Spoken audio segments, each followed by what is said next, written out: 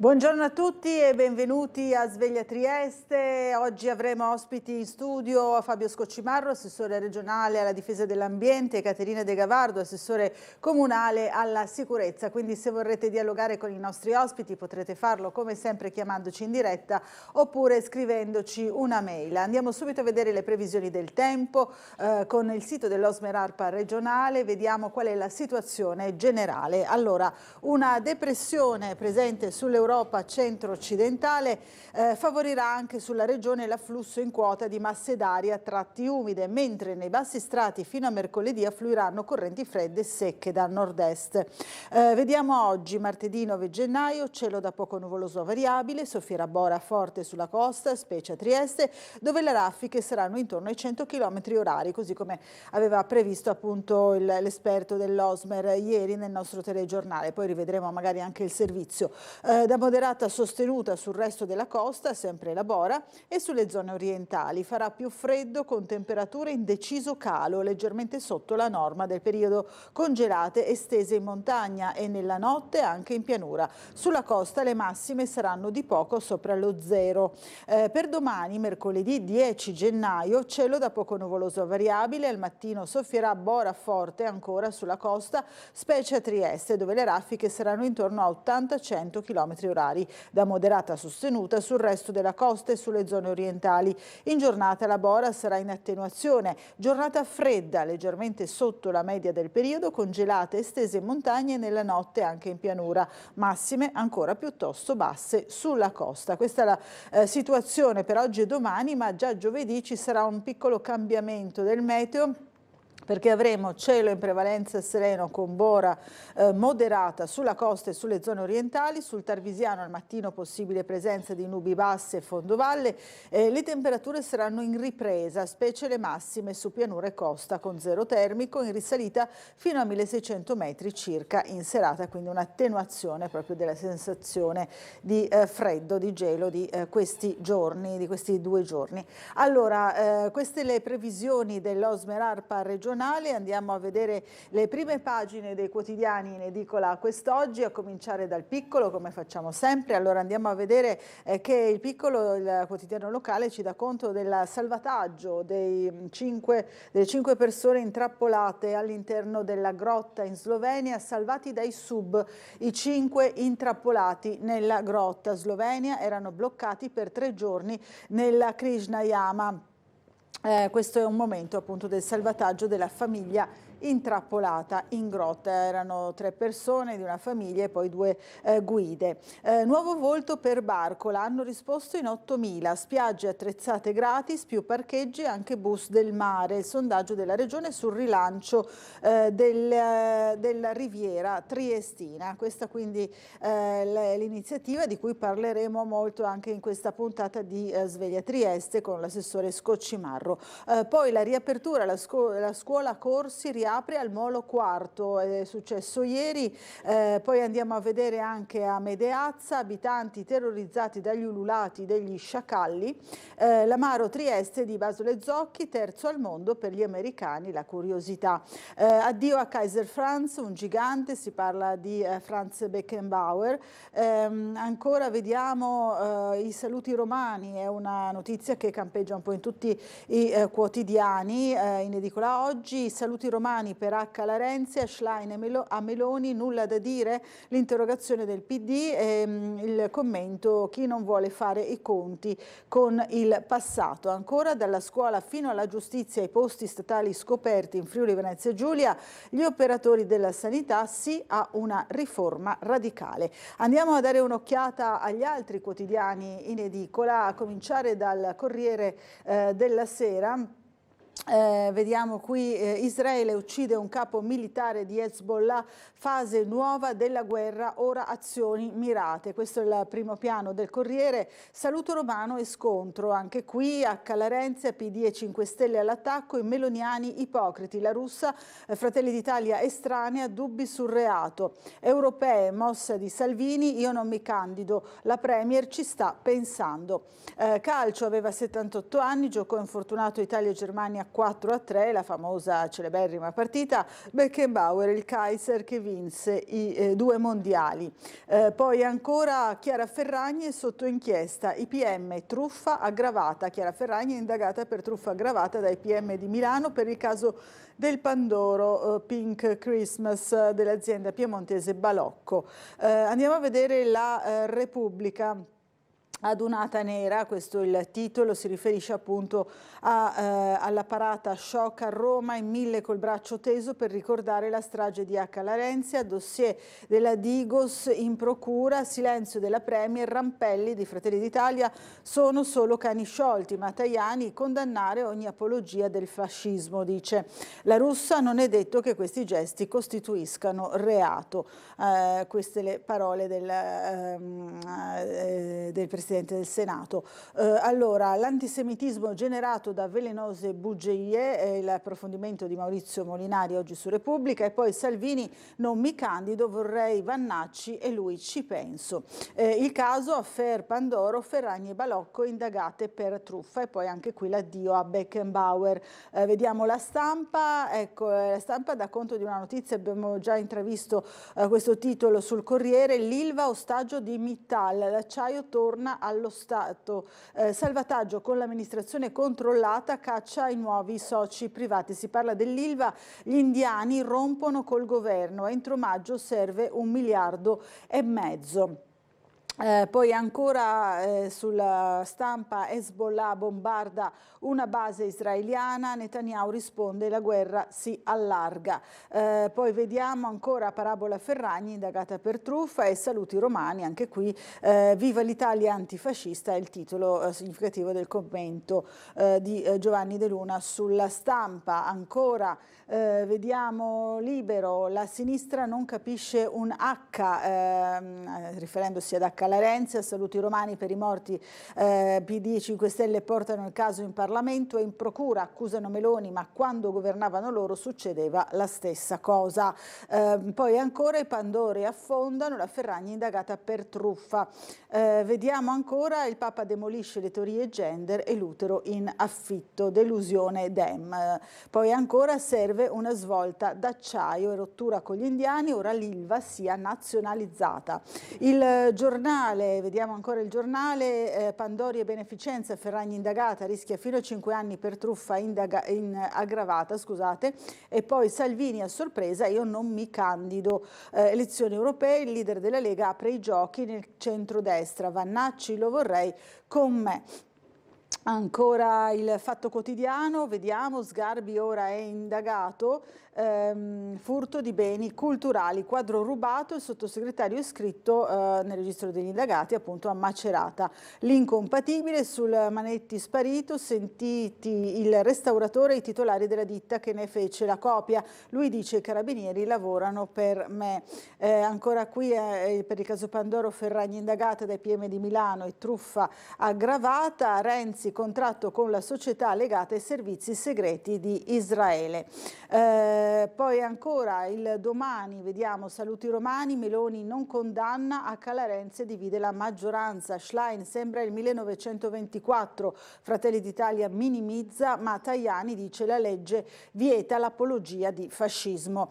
Ilva tra governo e Mittal e scontro totale, salta il tavolo sulla grande acciaieria di Taranto, gli indiani dicono no all'aumento di capitale e a investimenti, si profila una lunga guerra legale. L'ipotesi è che lo Stato torni azionista di maggioranza, l'ansia dei lavoratori.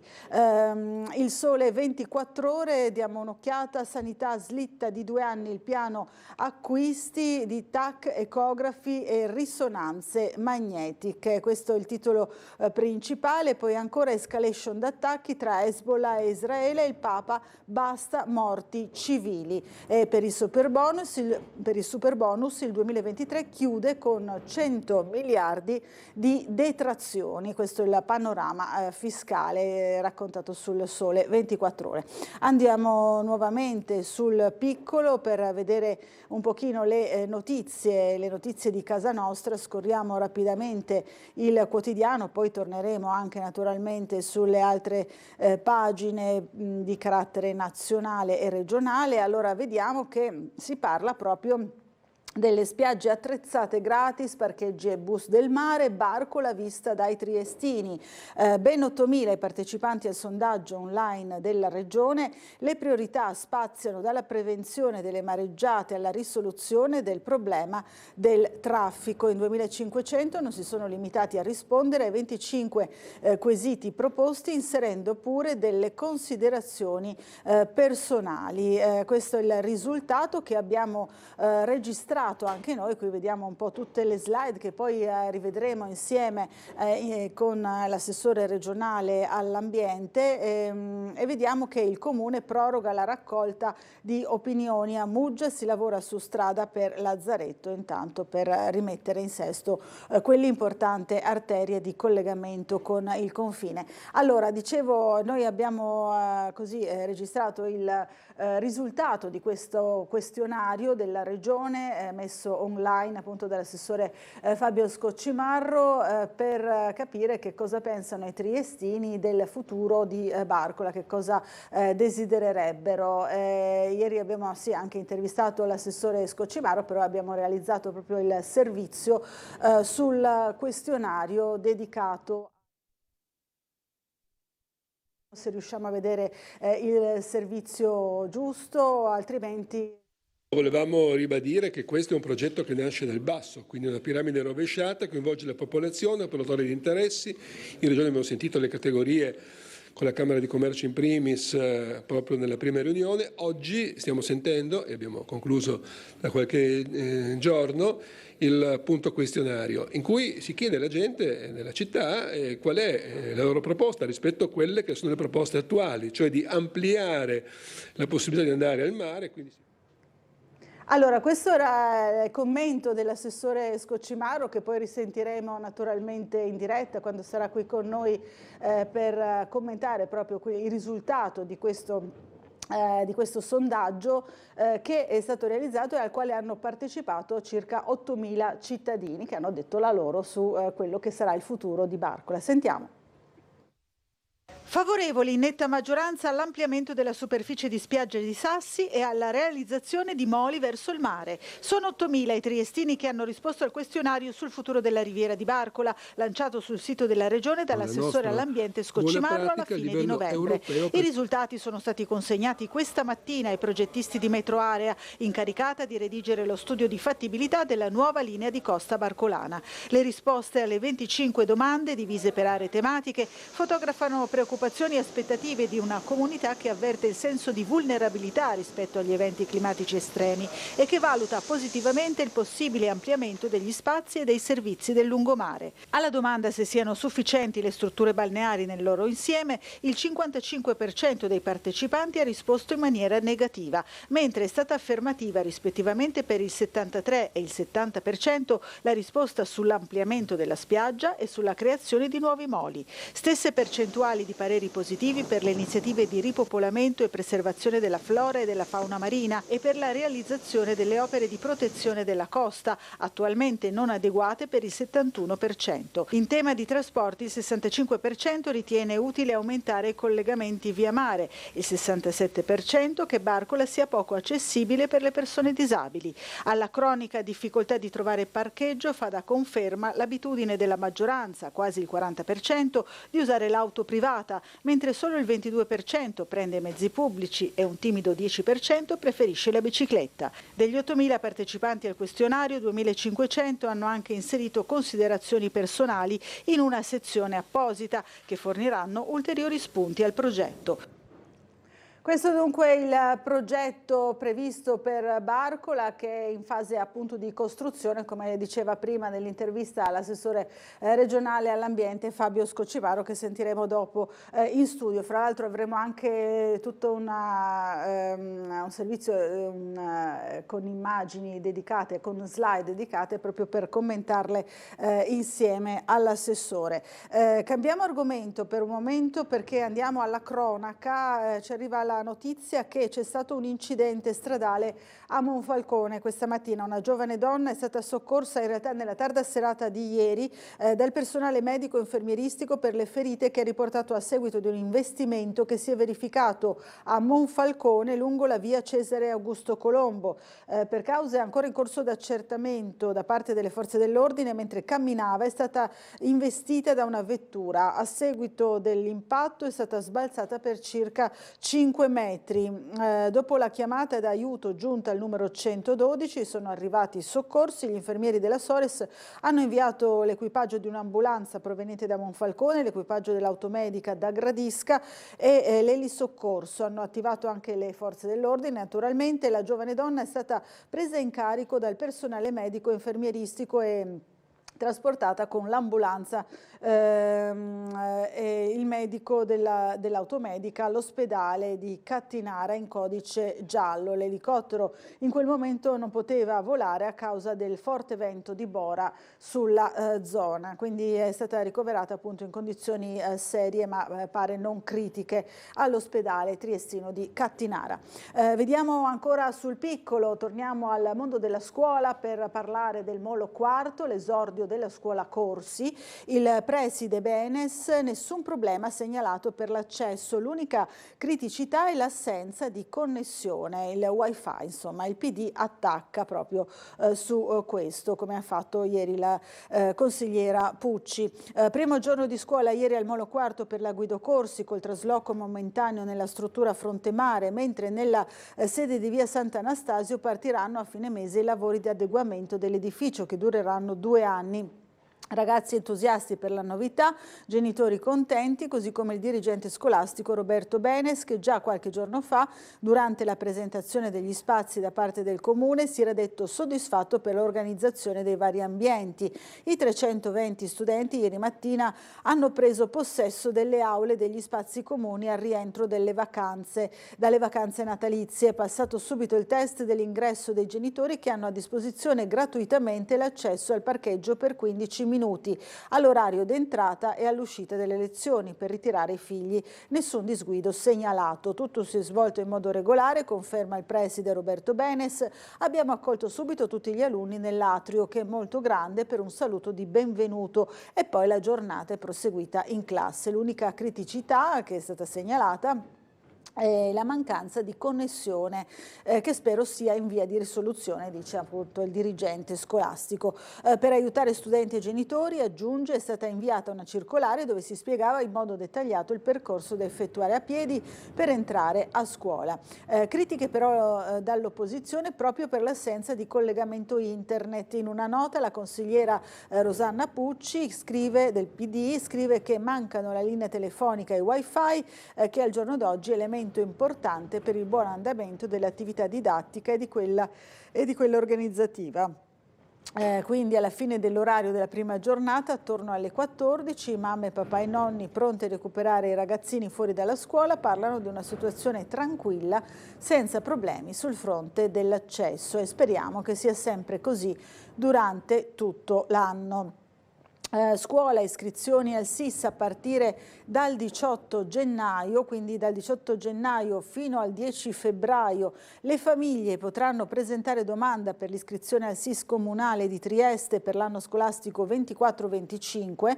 Il consueto servizio integrativo della scuola primaria e secondaria di primo grado che arricchisce l'offerta del tempo libero garantita dai ricreatori comunali, un'attività che prevede il preaccoglimento, il pranzo, l'attività di accompagnamento ai compiti, la partecipazione alle iniziative legate allo sport, alla musica e al gioco. Per effettuare le iscrizioni i genitori devono seguire le procedure esclusivamente online su triesteeducazione.it con le credenziali SPID, con la carta d'identità elettronica oppure con la carta nazionale dei servizi. Andiamo a vedere anche questa protesta, ne parliamo spesso qui a Sveglia Trieste. Il comitato di quartiere di Piazza denigra chi abita ad Altura. Auspichiamo che in futuro il sindaco la smetta di denigrare Altura e i suoi abitanti. Non sono passate inosservate tra i componenti del comitato di Altura le parole di Roberto Di Piazza a commento delle precedenti dichiarazioni dell'attuale vicepresidente del Consiglio regionale Francesco Russo, che prevede la fine della giunta di Piazza entro il Natale del 2024. Abusi su una ragazza e caccia a 2 uomini, l'episodio sul quale sta lavorando la squadra mobile. Sabato notte una 19enne ha chiesto aiuto al 112 da Piazza Oberdan, al vaglio i filmati delle telecamere della zona. Ha chiamato quindi il 112 e ha raccontato di aver subito una violenza sessuale. Era sconvolta, confusa e impaurita. La vittima, una ragazza di 19 anni. Una notizia che vi abbiamo dato anche noi l'altro giorno, è qui che lo scorso fine settimana, intorno alla mezzanotte, a cavallo tra sabato 6 e domenica 7 gennaio, la giovane ha chiesto aiuto. I poliziotti delle volanti della questura, accorsi tra la sede del Consiglio regionale e la stazione del capolinea del tram di Opicina, si sono trovati una ragazza in stato confusionale molto spaventata. Dopo essere stata rassicurata, la giovane ha denunciato di essere stata costretta a un rapporto sessuale da 2 uomini, costretta per l'appunto contro la propria volontà. Questa è la denuncia di una 19enne e sono in corso indagini da parte della polizia. Poi ancora la denuncia, prima la droga, poi il rapporto, scatta l'indagine, una vicenda ancora tutta da accertare, quella riferita nei giorni scorsi da una 30enne che si è rivolta alla Polizia di Stato sostenendo di aver subito violenza sessuale. E ancora violenza sulle donne, 400 casi emersi in 3 anni all'ospedale. Il fenomeno è evidenziato dal protocollo attivo al pronto soccorso di Cattinare del Maggiore, di cui è referente la dottoressa Gobbato. Vittime di ogni età, nazionalità ed estrazione sociale. Questo è il fenomeno che viene raccontato oggi in questa analisi sul Piccolo. Albero crolla sui cavi elettrici. I vigili del fuoco sono intervenuti in via De Marchesetti per mettere in sicurezza un albero che gravava sui cavi elettrici a causa della bora. I pompieri muniti di autoscala hanno segato i rami impigliati. Il vento inoltre ha battuto un albero lungo la carreggiata di Vicolo delle Rose. Anche qua c'è stata una situazione piuttosto problematica proprio per quanto riguarda i cavi che sono stati colpiti dall'albero caduto. Ieri c'era sul posto il nostro Gianluca Paladin per vedere qual era la situazione proprio del forte vento che ha divelto questo albero e ha abbattuto l'albero appunto in Vicolo delle Rose, un albero piuttosto grande che ha interessato un po' la carreggiata che è stata chiusa all'altezza di Via dei Molini. Non so se possiamo rivedere il servizio del nostro Gianluca Paladin proprio sulla caduta di questo albero sulla strada. Non lo vedo ancora. Allora andiamo avanti con la cronaca, perché si torna a parlare di un caso che aveva fatto molto discutere tempo fa, un prete ucciso, al via il processo bis, Don Piccoli imputato a Venezia. Si torna in aula dopo l'annullamento della condanna a 21 anni per l'omicidio di Monsignor Rocco. Udienza fissata il 21 febbraio. La difesa, la lesione al collo della vittima avvenne solo dopo la morte. Allora vediamo, si aprirà il 21 febbraio il processo bis a Don Paolo Piccoli, dopo la clamorosa sentenza della Cassazione che ha annullato la condanna a 21 anni e 6 mesi di carcere per il prete accusato di aver ucciso Monsignor Giuseppe Rocco, l'ex parroco della chiesa di Santa Teresa, trovato morto nella sua stanza della Casa del Clero il 25 aprile del 2014. Ieri è stata notificata la data della prima udienza. Il nuovo processo comincerà alle 9:15 di mercoledì 21 febbraio davanti alla Corte d'Assise d'Appello del Tribunale di Venezia. Il sacerdote resta imputato di omicidio che secondo l'accusa sarebbe avvenuto con un'azione combinata di soffocamento e strozzamento in grado di provocare il decesso per asfissia. L'11 giugno del 21 la Corte d'Assise d'Appello di Trieste aveva confermato la pena inflitta in primo grado, ma in base al verdetto della Cassazione ora il processo è da rifare, quindi riprenderà il 21 di febbraio. Prosecco piange Uwe Zusic, guidò per 2 anni il Primori, e poi ancora addio a Guglielmo Zingone, il presidentissimo del Santa, qui vediamo aveva 65 anni. L'amaro di Pio Le Max sul podio mondiale per la rivista americana Wine Enthusiast. Il Trieste, lanciato dai liquorifici di Basole Zocchi, è stato premiato con un prestigioso terzo posto su 100 prodotti valutati dagli esperti. L'attività, materie prime di qualità e metodologie classiche. Vediamo ancora via i mercatini e il Luna Park. L'area natalizia va in archivio, insomma sono finite le feste natalizie, l'arrivederci alle attrazioni delle feste. Sgomberate le casette dal centro e le giostre da Chiarbola, resiste fino a domenica la pista di ghiaccio a Ponte Rosso, ancora ultima a rimanere, insomma a mantenere un po' l'atmosfera della festa natalizia che va in cantina, insomma, o in soffitta. Ora ci colleghiamo con la sala operativa della polizia locale per vedere qual è la situazione del traffico in città. Chi abbiamo in linea oggi? Il commissario Fulvio De Grassi, buongiorno. Sì, buongiorno. Buongiorno a lei. Buongiorno a lei e a tutti i telespettatori. Iniziamo con il dire che la notte è stata tranquilla fino a un certo punto, poi dalle 5 in poi, mi riferiscono ai colleghi, si è scatenato un po' l'inferno, visto anche la bora forte in atto.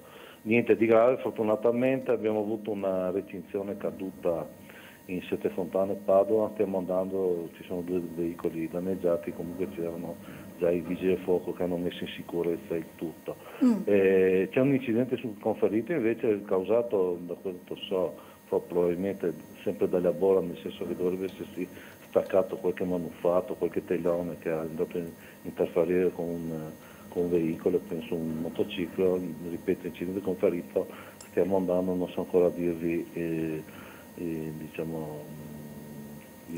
dirvi di più, ecco, sono altri commerciali 65. Ma è in corso? Non ho capito. Sì, saremo sul posto, penso da attimi. Il soccorso, ho capito. Un ciclomotore perché si è sentito male per un breve momento. No, sembra, da notizie così che non posso dare per certe, sembra che sia causato dal distacco di qualche manufatto tipo telone o robe così che è andato a interferire con la sua direzione, da quello che mi hanno detto. Dovrebbe essere un veicolo a 2 ruote, comunque sì. Ho capito. Ricordo che i giardini comunali sono chiusi oggi per il forte vento e c'è anche da segnalare che ci sono diverse postazioni semaforiche saltate, tra le quali Garibaldi D'Annunzio Bosco, in Ottaviano Augusto Giulio Cesare, anche in Udine Pauliana, anche lì interessiamo la CEGA per il ripristino, perciò attenzione nel circolare a cosa proiettano le lanterne semaforiche. Questo è già abbastanza, ricordo che domani verrà chiusa la galleria Carso della grande viabilità in direzione a Venezia dalle 14 alle 19, perciò attenzione che là potrebbero esserci dei disagi. Continua invece fino a febbraio la chiusura serale dalle 20:30, anzi notturna dalle 20:30 alle 6:30 della galleria che si trova sotto l'abitato di Catinara sulla strada 202 Dir, la vecchia strada, il ponte che collega Catinara con la zona diciamo di Rozzoli, ecco, quel ponte là, quella galleria là. Niente, per il momento è tutto, speriamo che prevediamo abbastanza lavoro. La bora è intensa comunque, quindi sì, mi conferma, insomma, ci sono tante chiamate, no? Sì, al momento non tantissime, ma adesso la città si sta svegliando, vediamo un po' piano piano come va.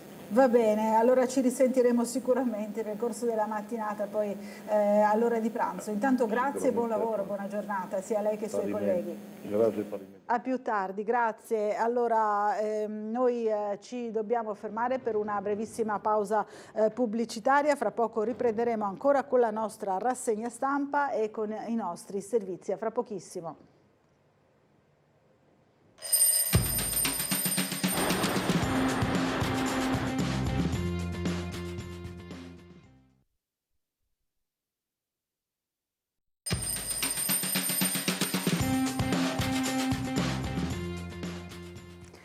Bentornati in diretta a Sveglia Trieste. Allora torniamo alla lettura dei giornali in edicola oggi, torniamo sul piccolo in particolare e sulla vicenda di questa famiglia slovena che era rimasta intrappolata all'interno di una grotta. 5 in trappola dentro la grotta, salvati dai sub su un gommone. Dopo la piena le acque del fiume sotterraneo sono defluite, rendendo possibile l'operazione di recupero. Nessun ferito. La famiglia e le 2 guide erano rimaste bloccate sabato pomeriggio il rifugio su un piccolo pianoro.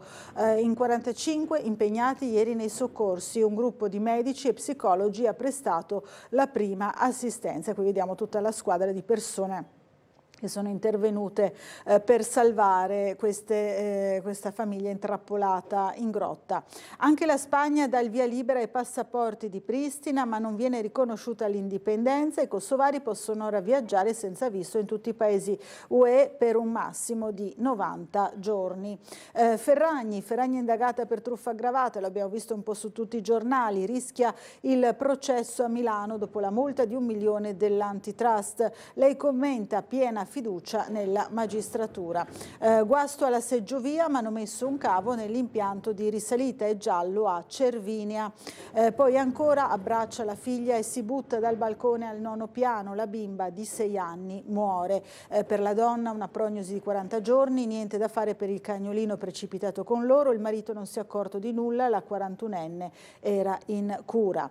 Andiamo a vedere ancora, sempre per quanto riguarda le notizie di Trieste della regione. Allora l'agenzia triestina finanzia sostenibile, a Friuli ha il rating S3 da Mode Finance, e poi Porto Nogaro chiude in crescita, attraccate 285 navi più 11,3%. Questo per quanto riguarda la pagina dell'economia della nostra regione. Ancora l'economia invece nazionale, Mittal no alla ricapitalizzazione, l'avvertenza ex Ilva in alto mare. La multinazionale si è detta indisponibile all'aumento di capitale di 320 milioni, anche con un ruolo di minoranza. I sindacati convocati giovedì a Palazzo Chigi. Fra l'altro oggi invece a Roma ci sarà il vertice sulla Varsila alle 15, l'appuntamento per discutere del futuro appunto dei lavoratori della Varsila, dello stabilimento di Bagnoli della Rosandra.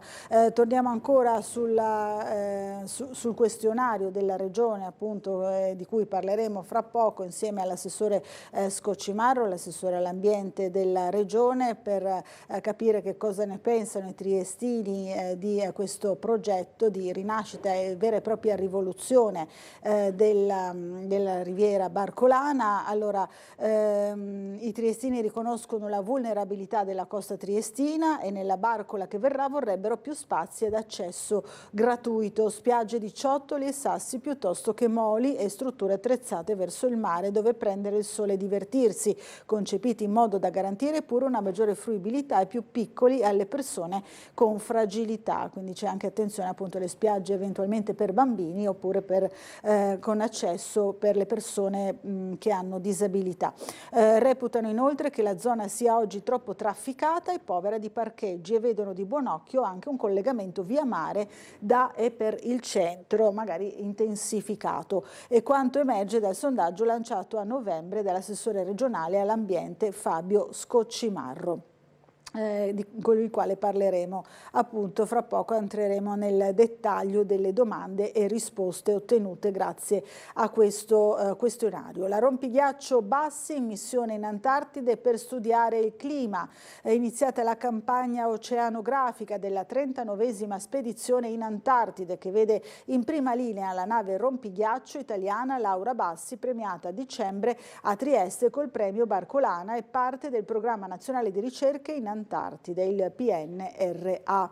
Ancora vediamo i casi appunto di violenza, ma volevo tornare appunto sul tempo, sul meteo che sta interessando in queste ore la nostra regione, in particolare la nostra città con la Bora forte. Sono previste oggi raffiche fino oltre i 100 km/h, staremo a vedere come evolverà la situazione, ma ieri la Bora ha sradicato un albero, più piante in realtà in varie zone della città, uno in particolare in Vicolo delle Rose. Allora torniamo con il nostro Gianluca Paladin a vedere qual era la situazione ieri, poi ci collegheremo nuovamente sempre con Gianluca Paladin per capire quali sono le segnalazioni relative alla giornata di oggi. Allora rivediamo insieme il servizio. Siamo in Vicolo delle Rose, angolo via dei Molini. Guardate cosa è successo a causa della bora. Un albero secolare è stato letteralmente abbattuto ed è finito dall'altra parte della strada. Guardate, ha addirittura tranciato i cavi della linea telefonica, della linea internet, motivo per cui i residenti di tutta questa zona hanno avuto problemi nella giornata di oggi. Il comune ha già comunicato ovviamente che questa strada è stata chiusa, sono già partiti alcuni lavori di ripristino della linea, però guardate che cosa si para davanti ai nostri occhi. Un albero di dimensioni davvero enorme, completamente divelto dalla forza del vento. Si vede proprio che è caduto da qua, dove prima appoggiava con le radici, una zona completamente distrutta. L'asfalto della strada che si è alzato ovviamente a causa delle radici che sono venute su per via della forza del vento. Una situazione che ci riporta purtroppo a tornare a parlare di Vicolo delle Rose, già zona molto difficoltosa per il passaggio di veicoli e di persone, spesse volte chiusa, come Tele4 ha testimoniato in tante situazioni, venendo sempre qui sul posto, anche in diretta. Questa è la situazione che si presenta dinanzi ai nostri occhi tra Vicolo delle Rose e via dei Molini. Un albero intero completamente sradicato dal vento, anche il guardrail a lato strada è stato completamente deformato. Signore, lei ovviamente immagino che abita da quest'altro lato, quando si è trovato improvvisamente la strada sbarrata. Sì, certo, mi ha avvisato un vicino, per dire la verità, che è caduto un albero, perché pensavo che sia su dove, il bosco di nostra proprietà, ma poi ho visto questo disastro. Un albero secolare peraltro. Un albero secolare, però purtroppo tutte le radici in marce. Perché si dice che sia un fungo che fa morire tutti i roveri, che infatti sono tutte in marce le radici. Quindi quando tira vento così forte può essere... Certo, prima o dopo viene giù. Questa è la situazione di ieri sera, poi vedremo nel corso della giornata anche quella di oggi. Vedo pronto anche un altro servizio, perché ieri il nostro Gianluca Paladin è tornato all'interno del Silos per vedere qual era la situazione dei migranti che là vivono all'addiaccio con queste condizioni meteorologiche. Allora rivediamo insieme il suo servizio, poi rivediamo invece anche la denuncia, la richiesta da parte delle opposizioni in Consiglio comunale di riaprire almeno un ricovero di emergenza per i senza tetto e per tutte queste persone che vivono al Silos all'interno del sottopasso della stazione. Ma vediamo intanto il servizio di Gianluca Paladin.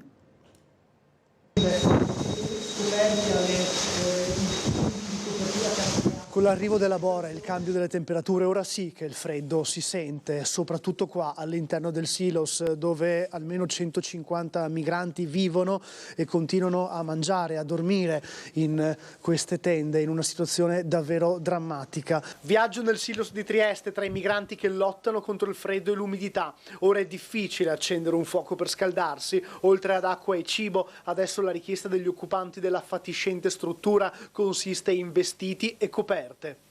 Cominciare vento, problema sì. C'è il freddo, no? Sì, tanto freddo. Persone come dormire. Ieri notte vedere come così. Tenda. Il vento muove la tenda. Sì. Ma siete riusciti a prendere dei giubbotti, a coprirvi? Chi ve li ha dati questi? Una ditta come Caritas, anche altra ditta, la piazza. Ogni giorno ieri dato le scarpe.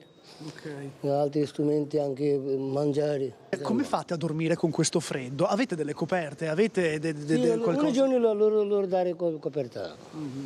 un giorno loro dalle coperte. Il vento crea una sorta di giro costante di aria dentro il silos, tutto si muove, ovviamente i vestiti che sono appesi su di questi, si vede l'effetto della bora che entra anche al silos. Ora i migranti che sono qua dentro stanno uscendo per andare a prendere cibo, vestiti, per fare un giro e poi torneranno qui. Il tema di doversi fare da mangiare, di accendere i fuochi con questo vento può anche essere pericoloso in certi casi.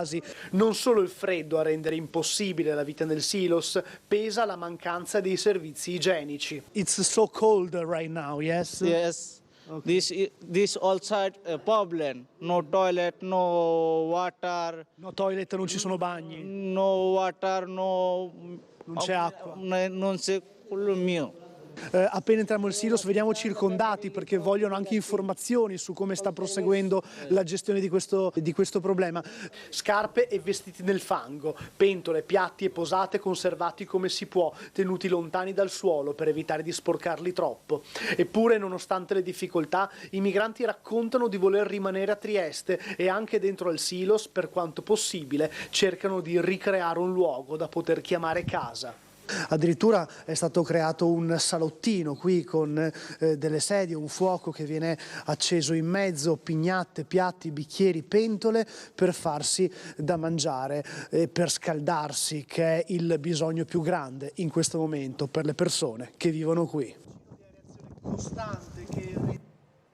Questa dunque è la situazione che ha spinto in qualche modo anche i capigruppo delle opposizioni su iniziativa di Alessandra Richetti del Movimento 5 Stelle a chiedere al sindaco e agli assessori di in qualche modo riaprire il sottopasso della stazione ferroviaria per consentire un ricovero d'emergenza per i senza tetto. Allora vediamo insieme il nostro servizio. Riaprire il sottopassaggio di Piazza Libertà quale rifugio d'emergenza per i senza tetto, almeno in queste giornate di grande freddo e in assenza di soluzioni migliori. È la richiesta inviata oggi direttamente al sindaco di Piazza e agli assessori Tognolli e Babuder dai capigruppo delle opposizioni in Consiglio Comunale. L'iniziativa è di Alessandra Richetti dei 5 Stelle, ma in calce alla lettera ci sono anche le firme di Giovanni Barbo del PD, Riccardo La Terza di Adesso Trieste e Paolo Altin di Punto Franco. Deve essere data una risposta. Il tempo climatico è chiaramente peggiorato. Io ad agosto avevo sollecitato per un piano emergenziale del freddo, diverso dagli altri anni perché il numero delle persone che arriva qui a Trieste è notevolmente aumentato e sono in condizioni veramente alla ghiaccio. Costante il confronto con le associazioni che operano nella zona, che riportano settimanali richieste di intervento al servizio sanitario d'emergenza. Abbiamo tutti freddo, solo che noi possiamo tornare a casa. C'è qualcuno che non lo può fare e quindi la richiesta è, siccome ci sembra evidente che questa giunta non voglia dare risposta alla gestione nemmeno sanitaria di dignità di queste 200 persone che sono al silos attualmente, almeno in questa situazione di freddo apriamo un ricovero emergenziale, per esempio il sottopassaggio. Le associazioni che sono lì presenti, che offrono assistenza, si rendono disponibili addirittura a effettuare le pulizie e mantenere il sottopassaggio ferroviario in buone condizioni. Le opposizioni chiedono a sindaco e giunta di andare oltre quello che è l'obbligo di legge, ovvero la presa in carico dei minori non accompagnati, che pure, fa sapere l'assessore Tognolli, continuano ad arrivare anche in queste condizioni di meteo avverse. Al momento il Comune ne sta accogliendo circa 350. Allora andiamo nuovamente sul piccolo per vedere quali sono le notizie dalla regione. Si parla di posti statali e posti scoperti, in particolare dalla sede dell'ufficio scolastico ai palazzi di giustizia, malgrado gli innesti, manca fino al 67% del personale. In regione mancano i tecnici, dice l'assessore ad esempio per Paolo Roberti. Ancora vediamo i vari rapporti rappresentanti, i buchi in Corte d'Appello per quanto riguarda i giudici, Lorenzo Tamaro, le difficoltà per gli agenti di polizia, sempre carenza di personale statale. Siamo sotto di un terzo tra vincitori di concorso, c'è chi se ne è già andato, dice il Presidente del Tribunale di Trieste. E anche in Regione non va meglio, la gestione delle scuole è cruciale, va trovata una soluzione, si ragioni sulla regionalizzazione della struttura, dice l'assessore Rosolen. Ad Acca Larenzia, reato di apologia, in procura l'esposto dei 5 Stelle, il PD presenta interrogazioni al Senato e alla Camera, Fratelli d'Italia prende le distanze, non c'entriamo nulla, noi lontani anni luce. E qui viene ripercorsa quella che è stata la strage appunto di Acca Larenzia. Focus sugli attimi dello sparo, si parla del colpo di pistola di Pozzuolo, ascoltato anche Del Mastro. Tra il momento in cui è stata estratta l'arma e il colpo sarebbero passati solo 20 secondi. Salvini, io non mi candiderò, e propone il generale Vannacci. Nel centrodestra persiste l'impasse per le regionali in Sardegna. Truzzu, sono io quello giusto. Si parla anche di elezioni prossime europee. Qui vediamo alcuni possibili protagonisti europee, da Bonaccini ad Almassa e Zanin, tutti i nomi in campo nel toto candidature. L'incertezza a livello nazionale coinvolge i segretari regionali, si rafforzano le ipotesi di Alessandro Ciriani per Fratelli d'Italia e di Lizzi, leghista a caccia di bis. Il governatore Dem dell'Emilia Romagna si è detto a disposizione, la partita complicata per il piccolo Friuli Venezia Giulia. E qui trovate tutto lo schema delle possibilità per la nostra regione sul piccolo di oggi. La gestione del demanio pubblico, balneari, nessuna gara nel 2024 e arriva lo sconto. La Regione ha prorogato le concessioni, Roma ha abbassato i canoni. Questa è la situazione anche nella nostra Regione. Zaia, non abbiamo previsto indennizi per gli uscenti, la situazione in Veneto, questa è la denuncia del governatore del Veneto, Zaia. E qui torniamo appunto all'avvertenza Varsila, si torna al tavolo alla ricerca di un'intesa sui contratti di solidarietà, proroga degli ammortizzatori, oggi nuovo confronto al Mimit, al Ministero. Dopo l'ultimo rinvio, aperti tutti gli scenari, l'auspicio dei sindacati sì a un accordo senza out-out. Primo tavolo del 2024 per Varsila, ma ultima chance per trovare un accordo sul prolungamento di 6 mesi del contratto di solidarietà per i 300 lavoratori della produzione dello stabilimento di Bagnoli della Rosandra, tenuti a casa in questa prima settimana di gennaio e ora in attesa di conoscere il proprio destino. Il momento della verità dovrebbe essere oggi, giornata in cui alle 15 inizierà il vertice al Ministero delle Imprese, presieduto dalla sottosegretaria Fausta Bergamotto, vertice cui le parti coinvolte nella trattativa si avvicinano con molti auspici e altrettanti dubbi e non senza preoccupazione, visto che non ci sono certezze, tutto può succedere. Questo si è detto anche ieri sera nel nostro approfondimento dopo il telegiornale da parte appunto del sindacalista della UILM Antonio Rodà, che sarà oggi a Roma con i colleghi di FIOM. Sanità, gli operatori spingono sul riassetto, azione radicale o il sistema implode. Tosto della NAO, il sindacato dei medici, ospedali da riorganizzare, non da tagliare. Clarizia degli infermieri, occorre rafforzare il territorio. Lucchini dell'Ordine dei Medici dice serve una nuova strutturazione. Agrusti della FIMG, sempre un sindacato appunto dei medici, dare strumenti ai dottori di famiglia. Questa è l'analisi. Le opposizioni vanno all'attacco, Riccardi valuti il passo indietro. PD, 5 Stelle e Open Sinistra FVG contro l'assessore. Civica FVG. Indebolito il settore pubblico. L'assessore si deve dimettere, vanno giù duro le opposizioni di centrosinistra dopo il varo delle nuove linee annuali di gestione e la presa di posizione del responsabile della salute Riccardo Riccardi, che abbiamo letto proprio ieri sul Piccolo, sulla necessità di un intervento non più rinviabile. Il capogruppo in Consiglio regionale Moretti parla di ammissione di incapacità che deve avere una sola conseguenza, Riccardi valuti di rimettere la delega, e questa questa è la richiesta che arriva appunto dalle opposizioni in Consiglio regionale. Andiamo ancora, i conflitti in atto, ucciso un capo di Hezbollah, la guerra entra in una nuova fase, si parla del Medio Oriente, colpito in un raid nel sud del Libano. Wissam Hassan Tawil era alla guida delle operazioni militari nell'area meridionale.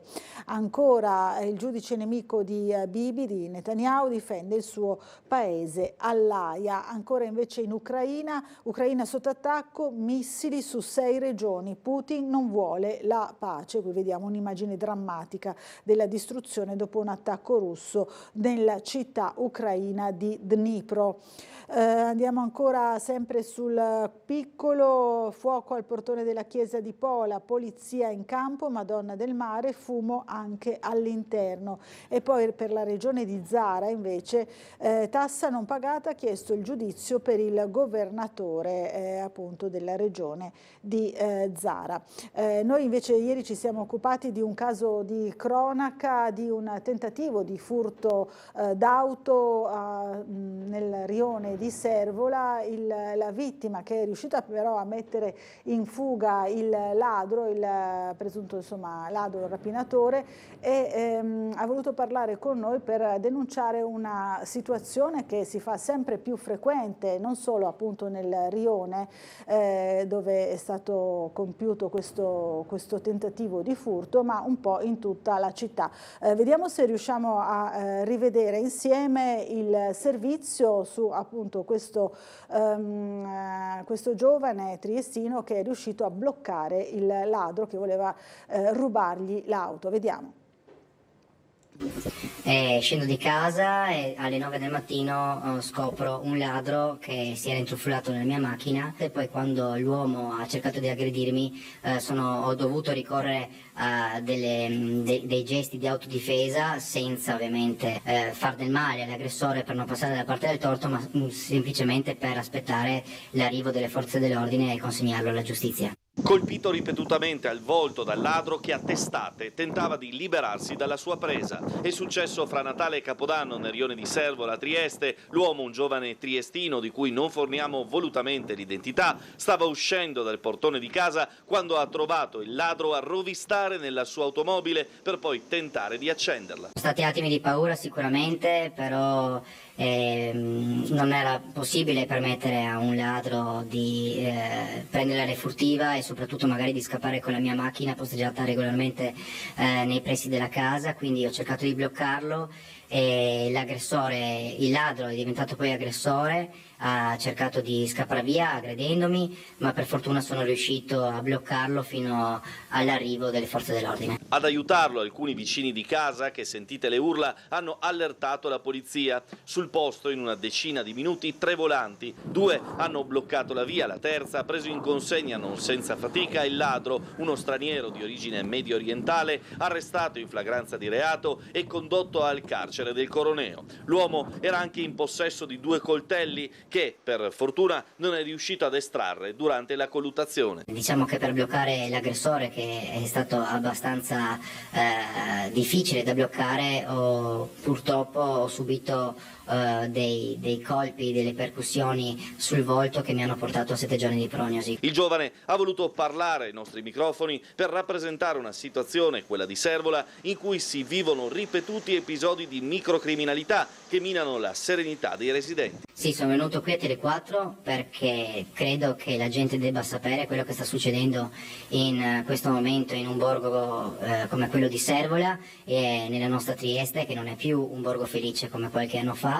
E le situazioni di questo genere si stanno moltiplicando, ci sentiamo molto poco sicuri in questo momento e questo è solo l'ultimo di altri fatti che stanno accadendo negli ultimi 6 mesi a Servola, e noi noi stessi abbiamo diciamo nella zona vicino alle nostre abitazioni sono accaduti altri furti, sono entrati in casa, questi ladri sono entrati in casa di altre persone e hanno rubato altre furtive. E scooter, hanno cercato di forzare le automobili con qualche piede di porco, e abbiamo trovato i segni di questi tentati furti, e questo è soltanto stato l'ultimo di una lunga serie. Questo è quello che è accaduto. Allora, abbiamo una telefonata, vediamo se riusciamo a sentirla poco prima di andare in pubblicità. Pronto? Buongiorno, chi è in linea con noi? Sì, buongiorno, io sono non la sento quasi per nulla, mi scusi, non so da cosa dipenda. Può provare a parlare un po'? Mi sente meglio adesso? Ecco, un po' meglio, sì, grazie. Allora, ho visto l'articolo che avete messo sull'apertura del sottopassaggio davanti alla stazione, no? Sì. Secondo me, allora, innanzitutto è una cosa bellissima che si può intervenire in diretta e dire la propria opinione, e volevo dire la mia, se possibile. Aprire un sottopassaggio, già parliamo della situazione attiva che non è sicura, no? Sì. Se apriamo un sottopassaggio, ci sono persone buone e persone cattive come in tutto il mondo. Aprire un sottopassaggio davanti alla stazione è dare una possibilità in più che succedano brutte cose. Quindi se una persona ha freddo può prendere la bicicletta, fare delle consegne, prende 10 euro, oppure chiede l'elemosina per 10 euro, va in un bed and breakfast e torna lì. Ecco, tutto qua. Insomma, non è favorevole. Mi scusi, la sento non benissimo, comunque abbiamo capito, insomma, il suo commento è assolutamente non favorevole a quest'idea. Va bene, grazie, purtroppo la linea era veramente disturbata, comunque abbiamo capito il messaggio. Allora, grazie al telespettatore, ci fermiamo per una breve pausa pubblicitaria, fra pochissimo ci vedremo insieme all'assessore regionale alla difesa dell'ambiente Fabio Scocimarro per parlare soprattutto della nuova linea di Barcola, del lungomare di Barcola, così come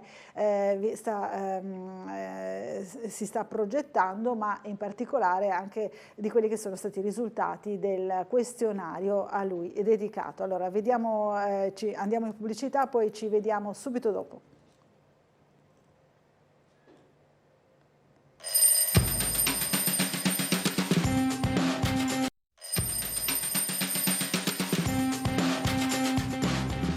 Bentornati in diretta a Sveglia Trieste. Allora, abbiamo ospite in studio, come vi dicevo, l'assessore regionale alla difesa dell'ambiente Fabio Scocimarro. Buongiorno, bentornato. Buongiorno, grazie per l'invito e buona giornata, si fa per dire, vista la bora, a tutti. È un po' fredda, no? Abbastanza. C'è anche molto traffico. Si vede il mio look più che adatto alla bora, esatto. È vero.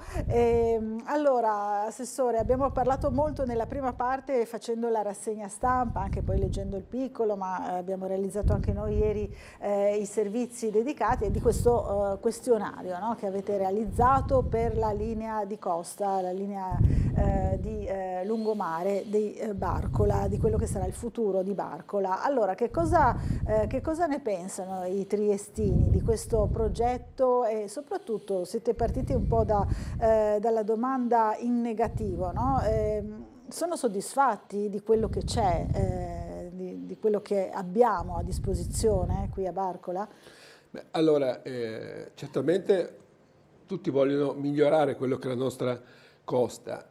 Noi abbiamo fatto, io ho pensato, avendo la delega alla difesa dell'ambiente e specificatamente, diciamo le cose come stanno, perché qualcuno ha detto delle fregnacce, senza far nomi e cognomi, qualcuno dell'opposizione in comune di Trieste, che cosa stiamo facendo che non è competenza nostra. Allora, chiariamo subito, la Regione ha la competenza sulle coste, quindi deve intervenire per mettere a posto la costa come i fiumi. No? Poi magari sui fiumi, come ha detto Federica nella conferenza di fine anno, non ci sono queste folle plaudenti quando andiamo a mettere in sicurezza il tagliamento, cosa che abbiamo fatto e ha permesso alla Tisana, per esempio, di non finire sotto acqua durante il maltempo dell'1-2 novembre. Però la gente non andrà in Piazza Unità con le bandiere a gridare viva Federica, viva Scocimarro che ha fatto la laminazione e la diaframmatura del tagliamento, perché sono cose non visibili. Però bisogna farle, perché il giorno che non le fai ti accorgi che vai sotto acqua. Così pure Barcola, per anni non si è fatto nulla perché ovviamente anche quando ero bambino io mi ricordo vennero mareggiate simili che mi ricordo fu impressionato da bambino perché la sfinge del parco di Miramare finì in acqua. Ecco, quindi vuol dire che le onde sono arrivate a quell'altezza notevole, con la forza tale da prendere una sfinge egiziana, originale, arrivata appunto in dono a Massimiliano d'Asburgo ed è finita in acqua. Quindi vuol dire che la potenza del mare era impressionante. Quindi oggi però abbiamo chi come il premio Nobel Giorgi, in staff con altri scienziati, ma il premio Nobel ha fatto una diagnosi molto spietata per quanto riguarda il territorio e presume che entro fine secolo, quindi i nostri figli, i nostri nipoti, andranno sott'acqua sia in città che a Barcola. E quindi io penso che sia dovere di un politico di non guardare le prossime elezioni di giugno o a quelle del 27 del comune o quelle del 28 che mi riguardano nella regione, ma guardare a lungo termine per il futuro dei nostri figli e nipoti. E quindi ho pensato gli anni scorsi, di mettere una posta a bilancio per andare a rifare la costa triestina. Altro è stato fatto per altre coste, ma insomma, visto che triestini siamo, ci interessa direttamente. E quindi ho messo una posta a bilancio per la progettazione, uno studio di fattibilità veramente, essere tecnici, di quella che può essere la nuova costa di Barcola. Cose simili erano già state fatte in passato. Io ricordo che il Presidente della Provincia ebbe uno studio molto interessante che riguardava tutta la costa, una bellissima idea, una ciclabile che andava a finire fino a Duino, poi sul mare. Certo, lo ricordiamo. E poi a affascinante, cavallo fra gli anni 70 e 80 altri studi, o anche negli anni 90, simili, parliamo di progetti tecnici, quindi non così rendering come si dice oggi o disegni buttati a caso. E poi tutti questi progetti finito nel cassetto. Bene, il mio proposito, e ci riuscirò, è quello di attuare questo. E quindi quella che è la competenza della regione, cioè mettere in sicurezza la costa, ho messo una posta a bilancio. Ovviamente non basta mettere a posto la costa e mettere un frangiflutti, piuttosto che fare dei bei progetti o copiare altri bei progetti come quelli del mio amico Popovic, già sindaco di Capodistria, che ha fatto una cosa molto bella e tra l'altro mi ha promesso anche la sua collaborazione perché hanno degli studi interessanti non solo per quanto riguarda la parte di costa, ma anche per quanto riguarda il ripopolamento della flora e della fauna, quindi abbiamo un progetto di un'ecologia molto spinta in positivo. E quindi andare a mettere in sicurezza la parte a mare. Ma se non ti metti d'accordo con il comune, che ha la competenza sulla parte a terra, io l'ho divisa per farci capire a casa, parte bagnata competenza della regione, parte asciutta competenza del comune. Perché se noi andiamo, come è la mia idea, di triplicare i posti asciugamano, i posti in cui la gente va al mare, così rassicuriamo tutti i triestini che vanno a Barcola o ai Topolini o sul marciapiede, perché ricordiamo che Barcola, a parte i Topolini, il resto è un marciapiede che la gente si butta l'asciugamano e la brandina, non è che è un strumento balneare. Poi qualcuno ci ha messo anche, comune ci ha messo anche gli accessi a mare, ma sempre marciapiede si tratta, dove passa la gente. Poi ci metti l'asciugamano, sempre marciapiede resta. E quindi andare a prendere una porzione di mare e farla diventare con i ciottoli, non con la sabbia, perché sarebbe, visti i venti e i mari che arrivano lì, su quel quadrante porterebbero via tutto, mettere dei ciottolini, un po' come Portopiccolo per capirci, no? Soltanto che verrebbero difesi da una sorta di frangiflutti che diventerebbe appunto, come avete visto nei disegni che avete anche mostrato ieri a Tele 4 nel telegiornale, andrebbero a chiudere queste tante piccole baie. Poi con dei pennelli che si pensava uno, ma poi il dei trasporti con il presidente Marzi ha detto no, uno non basta, mettetene almeno 4, quindi da cui la partecipazione del portatore di interessi, quindi anche del trasporto pubblico, perché così con 4 fermate dell'attuale gestore del Filo Verde andremo a decongestionare il traffico. E quindi, no? E quindi ovviamente spostando un po' via mare. E quindi questo progetto di fattibilità è partito in collaborazione con il comune, tanto che i progettisti l'hanno chiamato CORE, che non è l'acronimo del core romano, del dialetto appunto romanesco, bensì vuol dire comune, regione, co.re. Quindi sono appunto l'acronimo dei due soggetti deputati per istituzione a intervenire: il comune nella parte a terra, quindi viabilità, parcheggi e quant'altro, e poi anche fare le modifiche burocratiche del caso, perché poi ovviamente si va a fare una vera e propria rivoluzione per quanto riguarda la parte, e poi la regione per quanto riguarda la parte adesso a mare. allora andiamo proprio a vedere che cosa ne pensano i triestini, insomma, dei progetti, rispondendo alle domande che avete pensato proprio per chiedere il parere, no, dei cittadini, dei fruitori di Barcola. Ma prima sentiamo la telefonata che è in attesa già da un po'. Pronto, buongiorno, chi è in linea con noi? Sì, pronto, buongiorno al dottor Bucarella, sono Fulvio. Buongiorno. A lei e al suo ospite. Buongiorno allora, Fulvio. Sì, niente. Volevo dire all'assessore Scoccimarro, pensiamo per i nostri figli, per i nostri nipoti a fine secolo, pensiamo ad oggi tutte le parti inquinate che ci sono a Trieste, dal terrapieno di Barcola fino ad Acquario. Cosa facciamo nell'immediato? Andiamo a fare stabilimenti balneari su zone inquinate? Ho capito. Tutta la zona di Zaule, quindi la situazione delle zone inquinate mi consenta ancora una cosa. Quindi la sua proposta qual è? Mi dica, visto che è così negativo, mi dica la sua proposta. La mia proposta? Sì, perché uno fa una critica, magari anche un'idea, che magari la faccio mia. Assessore Scoccimarro, magari una buona idea la prendiamo. No, mi lasci parlare per cortesia, perché se no non riesco mai a parlare. Fulvio. Ci sono delle ditte che operano già in Italia, che non tombano la parte inquinata, ma la rimettono a posto, puliscono il terreno. Basta interpellarle, ci sono. Quindi, e poi un'altra cosa, prima il direttore Avarino a Ring ha detto che mandiamo le mail, allora ieri c'era su Segnalazioni l'articolo di un signore di cui mi sfugge adesso il nome, che chiedeva dell'allegato ottavo. Siccome non voglio usare la parola dell'assessore Scoccimarro, tutte le fregnacce che vengono dette sul territorio libero di Trieste. Perché se si chiede l'allegato ottavo e tutto il resto anche, perché non tiriamo fuori primo la legge 3054 cosa dice? È legge della Repubblica Italiana. Viva l'Austria! Viva la e l'Austria, non c'entra viva niente. L apostrofo A maiuscola. Fulvio, grazie, insomma, ha più volte portato viva l'Austria, si stava meglio quando si stava peggio.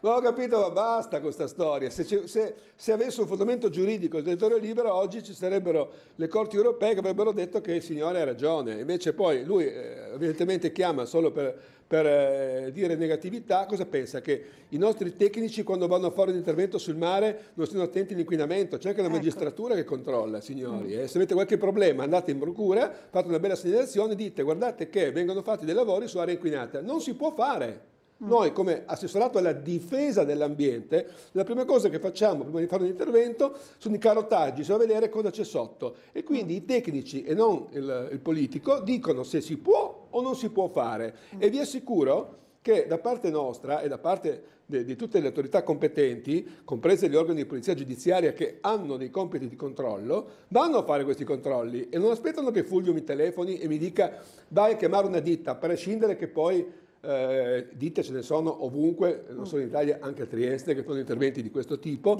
e si segue tutta una procedura, per cui non è che viviamo su Marte e non sappiamo che ci sono delle aziende che vanno a fare le opere di bonifica sul terreno. Poi è una cosa relativamente semplice, molto costosa. È molto costosa. Ricordiamoci che sono soldi pubblici, e quindi prima di andare, come nel terrapieno dove c'è prima delle società nautiche, che sono andato a vedere dopo la mareggiata se il mare avesse eroso la parte sottostante, che è piena di materiale inquinante, perché ricordiamo che oggi noi siamo molto attenti all'ambiente, con regole precise, ma nel passato non era così, e si buttava di tutto di più. Ricordo quelli che hanno i capelli grigi come me, che l'attentato di Settembre Nero palestinese a Trieste nel 72, se non sbaglio, 72, fece appunto un danno incredibile all'oleodotto. Tutto l'olio esausto, bruciato, sai cosa hanno fatto? L'hanno buttato nella Pozzo dei Colombi, che è una foiba vicino alla foiba di Basovizza, una grotta, chiamala come vuoi. Bene, l'hanno buttato là perché non c'era sensibilità ambientale, quindi nel passato si è fatto di tutto e di più.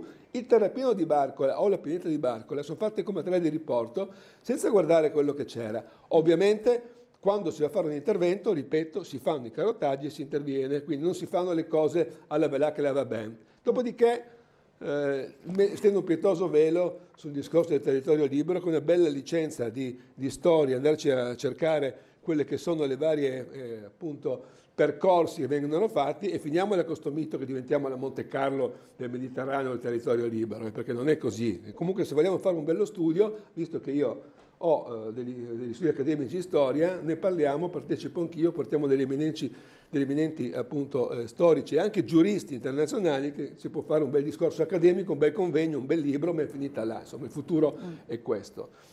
Allora, Andrea ci scrive: buongiorno Laura e al suo ospite. La coprogettazione cittadini istituzioni per una nuova e protetta linea di costa a Trieste, una nuova frontiera dell'amministrazione della costa pubblica col pieno coinvolgimento della popolazione che assieme alle istituzioni disegna e progetta il proprio territorio.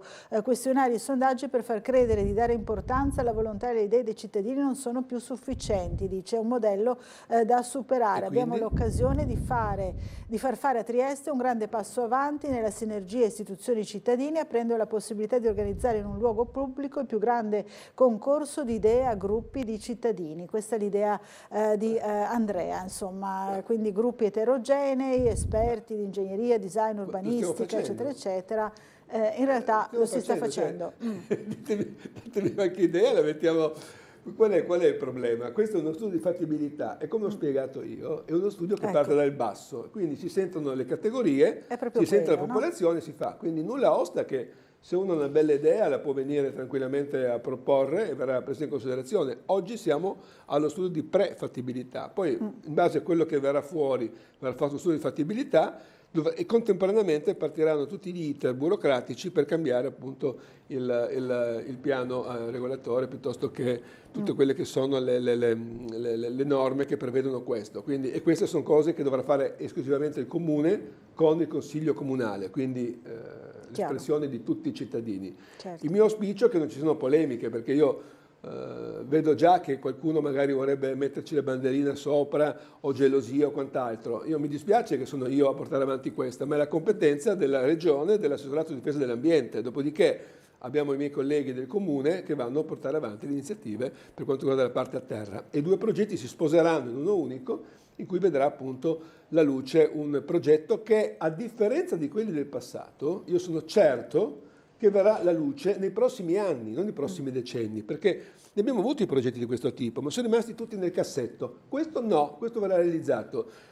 E mi davano del matto quando a Tele 4 dicevo che la Ferriera verrà chiusa e riconvertita in industria verde. E mi ridevano, mi sbeffeggiavano quando dissi lavoro sotto traccia, va a fare l'elettricista. Però abbiamo visto che in tempi record la Ferriera è stata riconvertita, tanto che il ministro Urso all'industria in Italia ha preso come esempio la nostra riconversione per mostrare in Italia e in Europa come buona pratica di fare pubblica amministrazione, fare il pubblico e il privato, un contratto in cui ha previsto la riconversione, salvare i posti di lavoro e far sì che il nostro golfo sia meno inquinato da una fabbrica del 1800. Non solo, stiamo andando avanti anche, parlando di golfo, anche con Monfalcone. Monfalcone, sapete, non era molto visibile, ma inquinava la centrale a carbone per l'energia elettrica e quindi della A2A.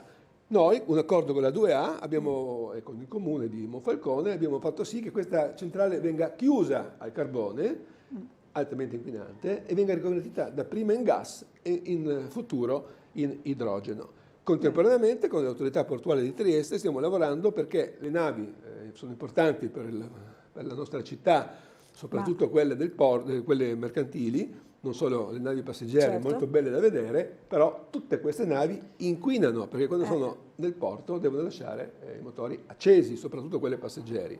E quindi noi stiamo lavorando con il Comune, ma sono i progetti già in fase molto avanzata, per elettrificare il porto. È un'impresa titanica perché la corrente che serve è più o meno quella che serve per tutto il resto della città. Per la città, no? E quindi Intera, voglio dire, stiamo questo raddoppiando il rapporto. fabbisogno di energia, però è importante andare in questo senso, perché a quel punto avremo fatto del Golfo di Trieste un golfo veramente, veramente ecologicamente avanzato, e quindi anche il progetto di Barcola si inserisce in questo. Tu vai a fare il bagno, vai al mare in un golfo con l'acqua pulita, ma anche con l'aria pulita, il che è un vantaggio competitivo non da poco. Allora, abbiamo un'altra telefonata, poi c'è anche una mail che chiede informazioni proprio sul piano per Barcola da parte della signora Alida. Allora, buongiorno, chi è in linea con noi? Buongiorno, sono Maurizio. Maurizio, buongiorno. Buongiorno. Non c'entra molto con il discorso che state facendo, ma mi rifaccio al discorso dell'albero caduto in Vicolo delle Rose, no? Sì. Allora, praticamente si è sfiorata la tragedia, perché dove è caduto l'albero di solito è parcheggiata una macchina di una signora che ha 2 bambini piccoli. In Vicolo delle Rose chiedo anche se può anche intervenire l'assessore regionale, anche se sul comune di Trieste non è sua competenza, è andata bene, è andata bene. Sì. Nel senso che lì ci sono altri alberi enormi che danno su Salvia, che adesso abbiamo capito che sono malati. Prima di questo albero caduto c'è un condominio. Su questo condominio sono degli alberi enormi che praticamente hanno la stessa malattia dell'albero caduto. Per piacere, se si può intervenire, faccio una denuncia pubblica, chiedo anche l'aiuto dell'assessore regionale dell'ambiente, anche se sul comune di Trieste non è di sua competenza. Lì ci sono bambini, famiglie, è andata bene. Scusi, una domanda, ma gli alberi sono nel terreno privato o in area pubblica? Gli alberi sono nel terreno privato, c'è già stata fatta terreno privato? Sì? In terreno privato? Sono in un terreno privato gli alberi? Sì. Ho capito. Allora deve intervenire il proprietario. Non del comune, ma deve intervenire appunto un altro tipo di autorità, perché tu a casa mia non è che puoi venire a tenere gli alberi, No, per amor di Dio, assessore, per amor di Dio, però siccome è già stata segnalata questa cosa, e gli alberi ma è sono molto più malati, complicato che intervenire su un'area pubblica, perché io a casa sua non è che vengo con gli operai e li tronco gli alberi. Già tagliare un albero oggi è un dramma, e in parte posso condividere, in parte no? Perché poi sai, puoi tagliare un albero e puoi piantare altri 10 poi, no? Ecco, quindi questi ecologisti estremi mi fanno ridere, però voglio dire, quindi importante la salvaguardia del sistema nel suo complesso, ma soprattutto salvaguardia del sistema con l'uomo al centro del sistema del creato. Quindi sono d'accordo con lei che bisogna piuttosto tagliare un albero per salvaguardare le vite delle persone, e poi una volta tagliato quell'albero ne piantiamo altri 10 contemporaneamente. Allora sono d'accordo. Però se è in terreno privato è un bel problema, perché deve intervenire come autorità pubblica e intimare il proprietario di quel terreno di mettere in sicurezza quell'albero e anche certificare che quell'albero è malato, perché non è così semplice. Poi purtroppo con la Bora 150 sappiamo che anche gli alberi sani succede che c'è l'imprevedibile e possono anche cadere. Però è un problema non da poco che ha sollevato, e purtroppo non è che il pubblico interviene così facilmente in un'area privata, anzi. No, allora siccome assessore, scusi, posso? Dica. Allora, che questo posso? Sì, Maurizio, prego.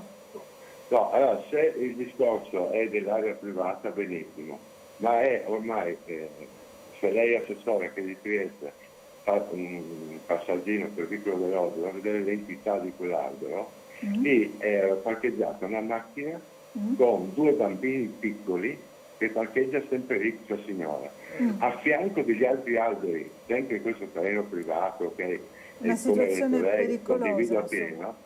Allora, siccome sono malati, io chiedo gentilmente se qualcuno a livello di comune, se lei con le sue anche può sollecitare può intervenire prima di sfiorare, è andata bene.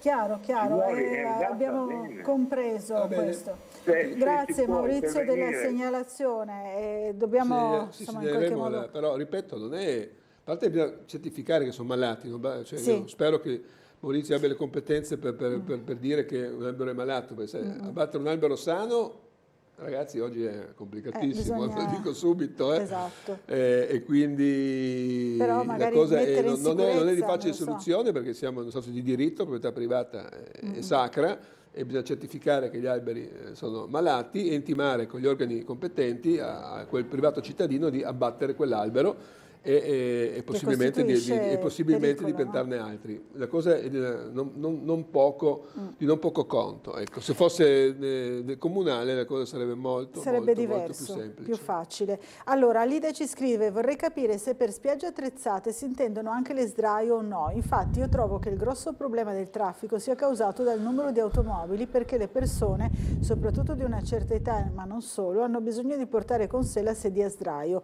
Aiuterebbe almeno un deposito per gli abitué dove lasciarle. Logicamente ci vorrebbe una persona addetta alla quale presentare un numero attestante la proprietà.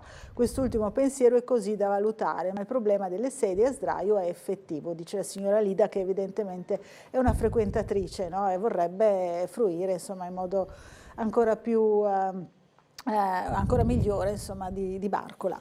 Beh, questa è una buona idea, no? Quindi se il questionario è partecipativo, queste sono fra le varie opzioni, quella di mettere una sorta di, come si fanno per gli abiti al teatro, il guardaroba, no? Fare la stessa cosa, anche ovviamente sarà leggermente oneroso, non credo che sia mettere una persona che deve stare a pagamento, magari più di una, perché per coprire l'intera giornata, l'intera stagione, è una cosa simpatica da fare, si può prendere in considerazione, magari qualche associazione, non lo so, trovare un mix giusto. Comunque io penso che la spiaggia attrezzata ci potrebbe essere. Parlando con la prima riunione che abbiamo fatto in Regione, in Piazza Unità, vennero le categorie e per quanto riguarda gli albergatori avevano così sollevato la proposta di mettere una porzione molto piccola, peraltro,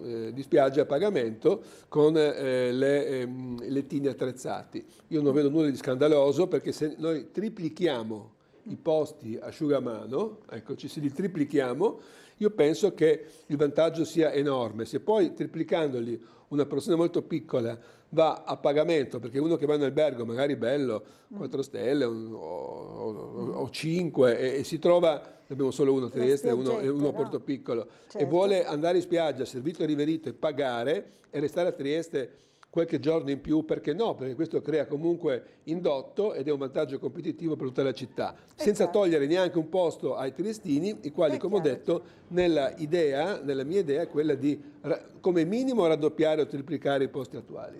Allora andiamo dal nostro Gianluca Paladin, che vedo in condizioni piuttosto disagiate, insomma, in mezzo al vento, alla bora del Molo Audace. Allora buongiorno Gianluca, a te la linea. Buongiorno Laura e buongiorno anche all'assessore regionale Fabio Scoccimarro. Sì, siamo venuti in Molo Audace per dare un po' anche il colpo d'occhio sulla situazione in corso con la bora che soffia sul Golfo di Trieste. Soffia come da previsioni, quindi vedremo se ci saranno raffiche che raggiungeranno anche i 110-120 km/h, come annunciato proprio a Tele4 ieri da Sergio Nordio dell'Arva Osmer Friuli Venezia Giulia.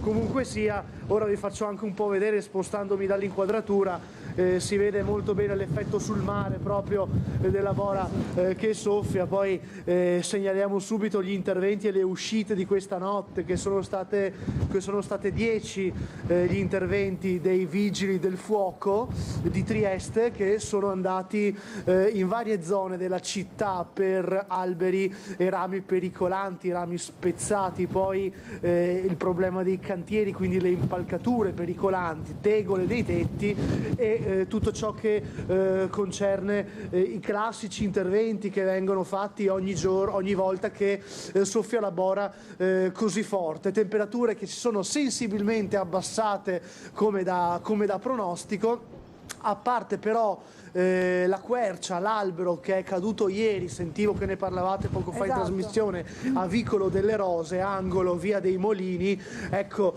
quello è stato forse il danno più impattante anche dal punto di vista visivo che si è registrato a Trieste nelle ultime 24 ore. Bisogna dire che pare, secondo quanto anche visto ieri assieme ai residenti, perché noi di Tele4 eravamo sul posto dopo la caduta dell'albero, pare che quella sia una zona dove forse c'è questo parassita, questo fungo che mangia il terreno e le radici. Mi pare di aver capito che potrebbe essere anche a causa di questo che l'albero abbia ceduto, e quindi basta un po' di vento forte per generare questo pericolo. Ovviamente lì c'è tutta una questione che riguarda anche i terreni privati, quindi è un po' complicata la questione, però noi ci torneremo fra poco, quindi tutto questo per dire che il prossimo collegamento lo faremo da Vicolo delle Rose, dove ci sarà anche un residente. Comunque, per riepilogare, oggi previsti picchi di bora fino a 110-120, poi ovviamente vedremo in base anche agli aggiornamenti che ci forniranno, e non ci sono per la città, in giro per la città, da registrare particolari disagi, a parte quelli, Laura, che la polizia locale ha già comunicato stamattina a te, per esempio un telone da un'impalcatura volato in via Commerciale, che però per fortuna non ha generato nulla di grave, era finito verso uno scooterista in marcia, per fortuna appunto pericolo scampato, e poi altre impalcature in giro per la città, via Sette Fontane, oppure altre zone di cantiere dove ovviamente con le impalcature bisogna stare attenti, perché le folate, le raffiche, anzi scusate, forti di vento, come si vede anche dalle immagini di Enzo Iannacone, possono essere pericolose ovviamente, però per fortuna non registreremo danni gravi. Questa è la situazione, Laura. Io approfitterò anche con Enzo Iannacone per fare qualche immagine in giro di Bora, in giro per la città, vediamo anche cosa raccogliamo, se vediamo qualche situazione particolare in corso, e comunque ci ricolleghiamo più tardi da Vicolo delle Rose. A te. Grazie Gianluca, grazie anche a Enzo Iannacone, e noi ci fermiamo per una breve pausa pubblicitaria, torniamo subito dopo insieme all'assessore Fabio Scocimaro. A fra poco.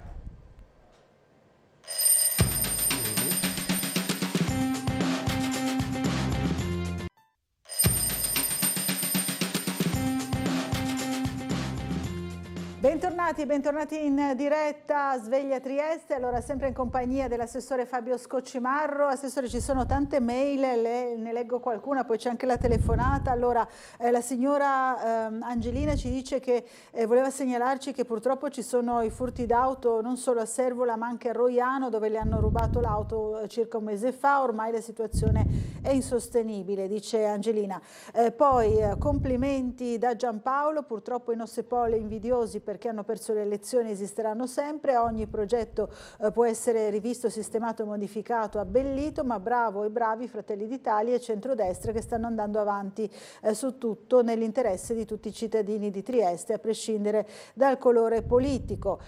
Claudio chiede informazioni sulla punta di Servola. Ho notato che procedono celermente i lavori di livellamento delle future banchine del Molo Ottavo ex Ferriera. Non ho visto nessun intervento su punta Servola, originariamente a quota zero, poi cresciuta come discarica di lavorazione da parte di tutti i vari gestori, sino a diventare una collina. È prevista una bonifica, chiede il telespettatore. Poi ancora Luca chiede due cose, vorrebbe condividere il fatto che allora più volte l'opposizione ha detto che la chiusura temporanea della Galleria Foraggi era la causa di tutto il traffico di Trieste. Stamattina è dovuto andare il signore da San Giacomo a Roiano e ha trovato lo stesso traffico, quindi strumentalizzare non è mai corretto. La seconda, voleva chiedere all'ospite un parere, un pronostico sulla stagione del basket, la pallacanestro Trieste, quindi anche esperto di basket. Non sono esperto di basket, no, però tifoso sì.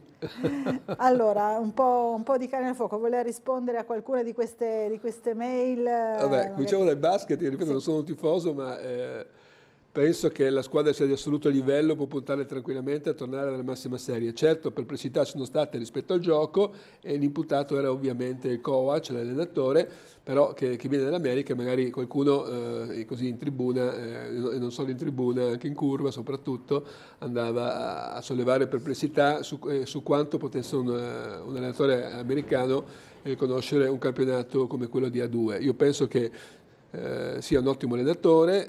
Il clima dentro società, posso assicurare a tutti, è un clima stupendo che raramente si vede. Il gioco ai noi abbiamo visto che non è proprio in assoluto dei migliori, però senza ombra di dubbio il team, i giocatori a disposizione della squadra sono di assoluto livello che ci invidiano un po' tutti.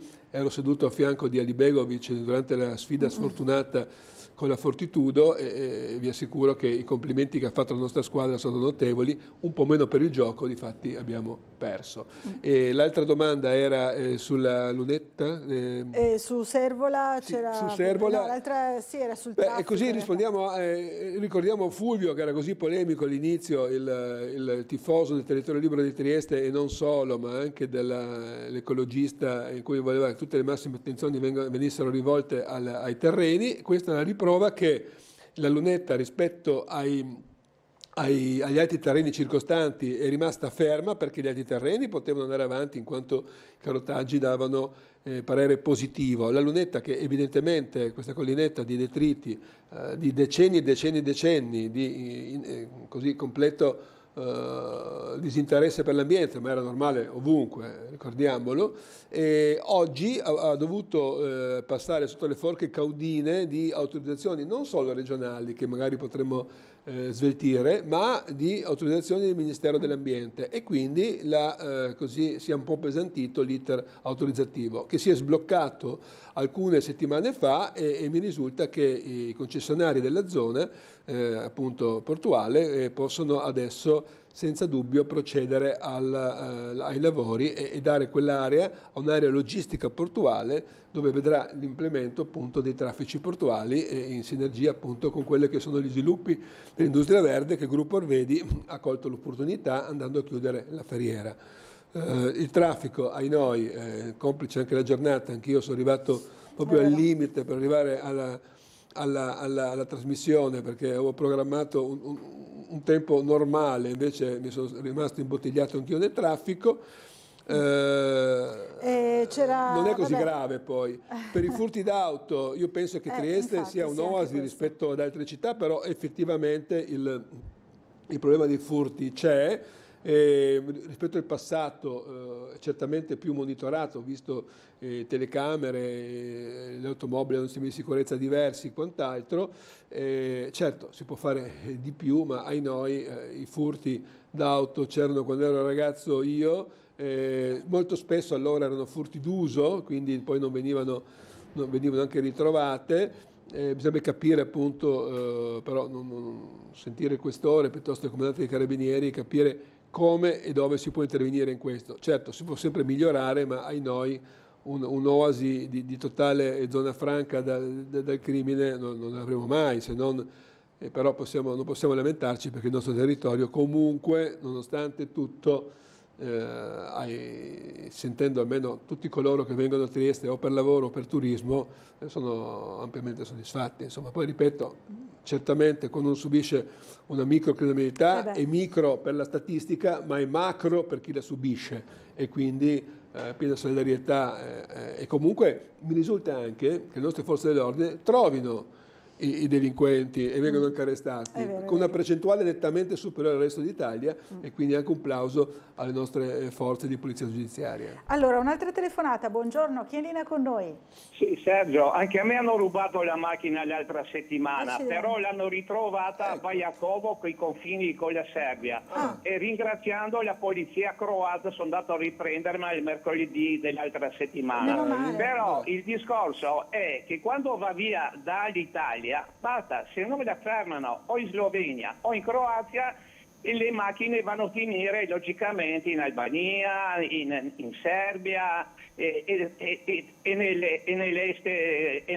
E non c'è nessuno che guarda, diremo, abbiamo per esempio la polizia e la frontiera che anzi non guarda neanche chi viene in Italia, perché io sono passato più volte e vedo che non guardano niente, però all'uscita non guarda nessuno. Bon, a parte questo, io volevo telefonare per quanto riguarda gli alberi che sono carichi di edere dappertutto, in via Carnaro, in strada Nuova Peropicina, alberi pericolanti, perché se lei va a vedere assessore, se passa dopo strada per Officina, dopo la salita di Conconello, sulla sinistra ci sono decine e decine di alberi carichi di edera, che quelli logicamente quando l'edera arriverà fino in fondo sofficherà l'albero e l'albero verrà giù, e ci sono anche alberi pericolosi che si dovrebbero tagliare, perché con la bora in quella curva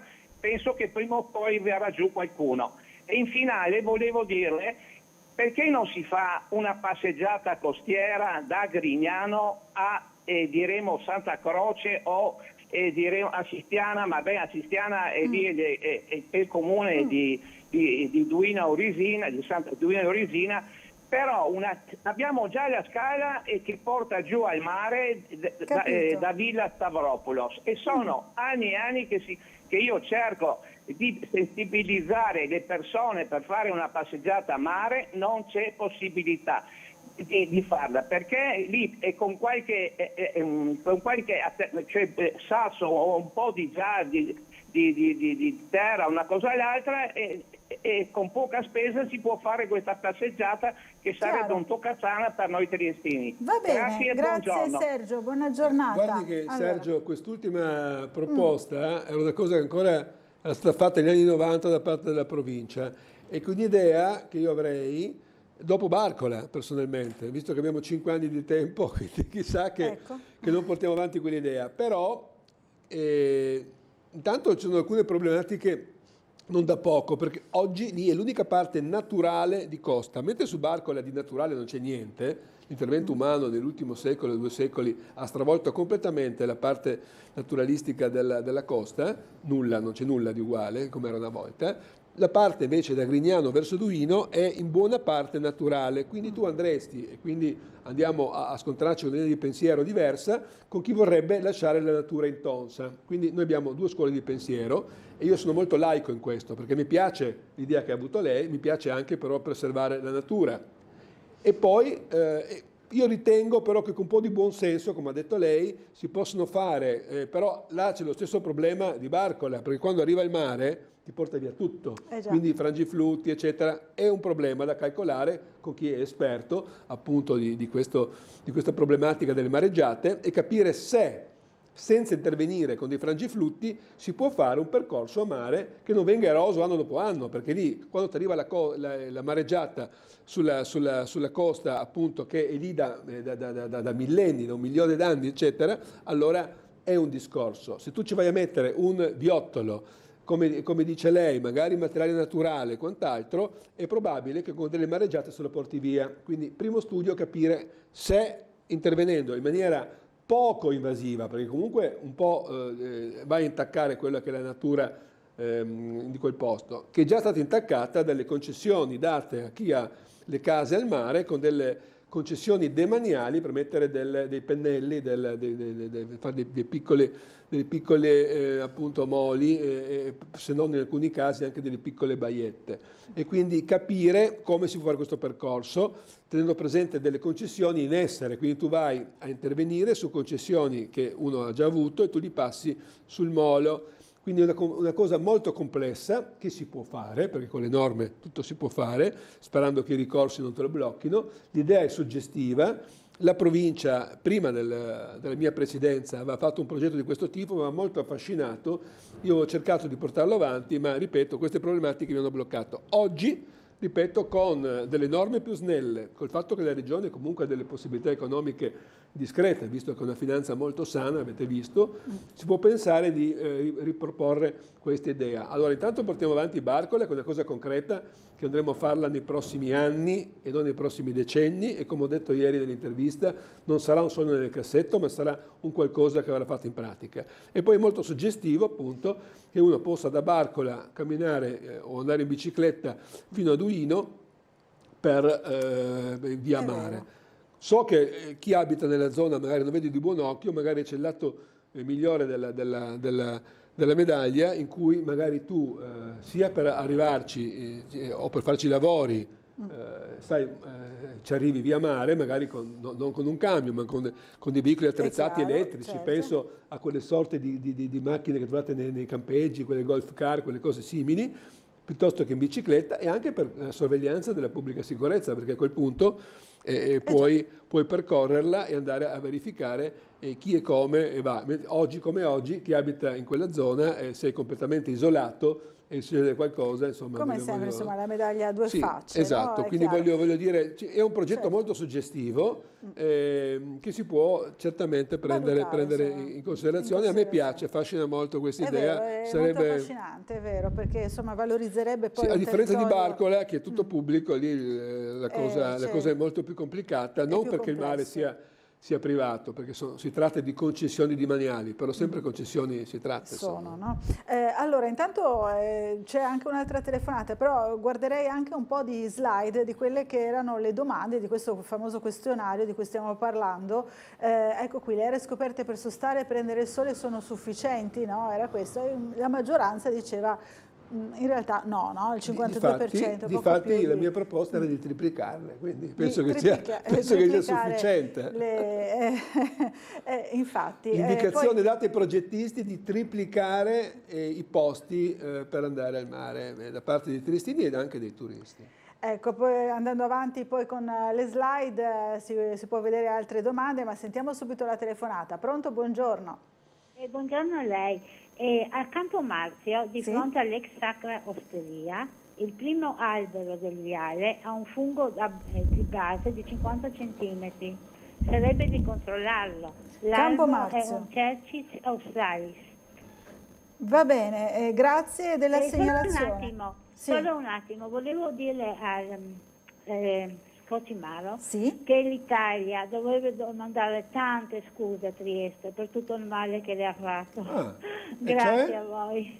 Che male, signora? Che male ha fatto? Mi dica. No, ha messo giù.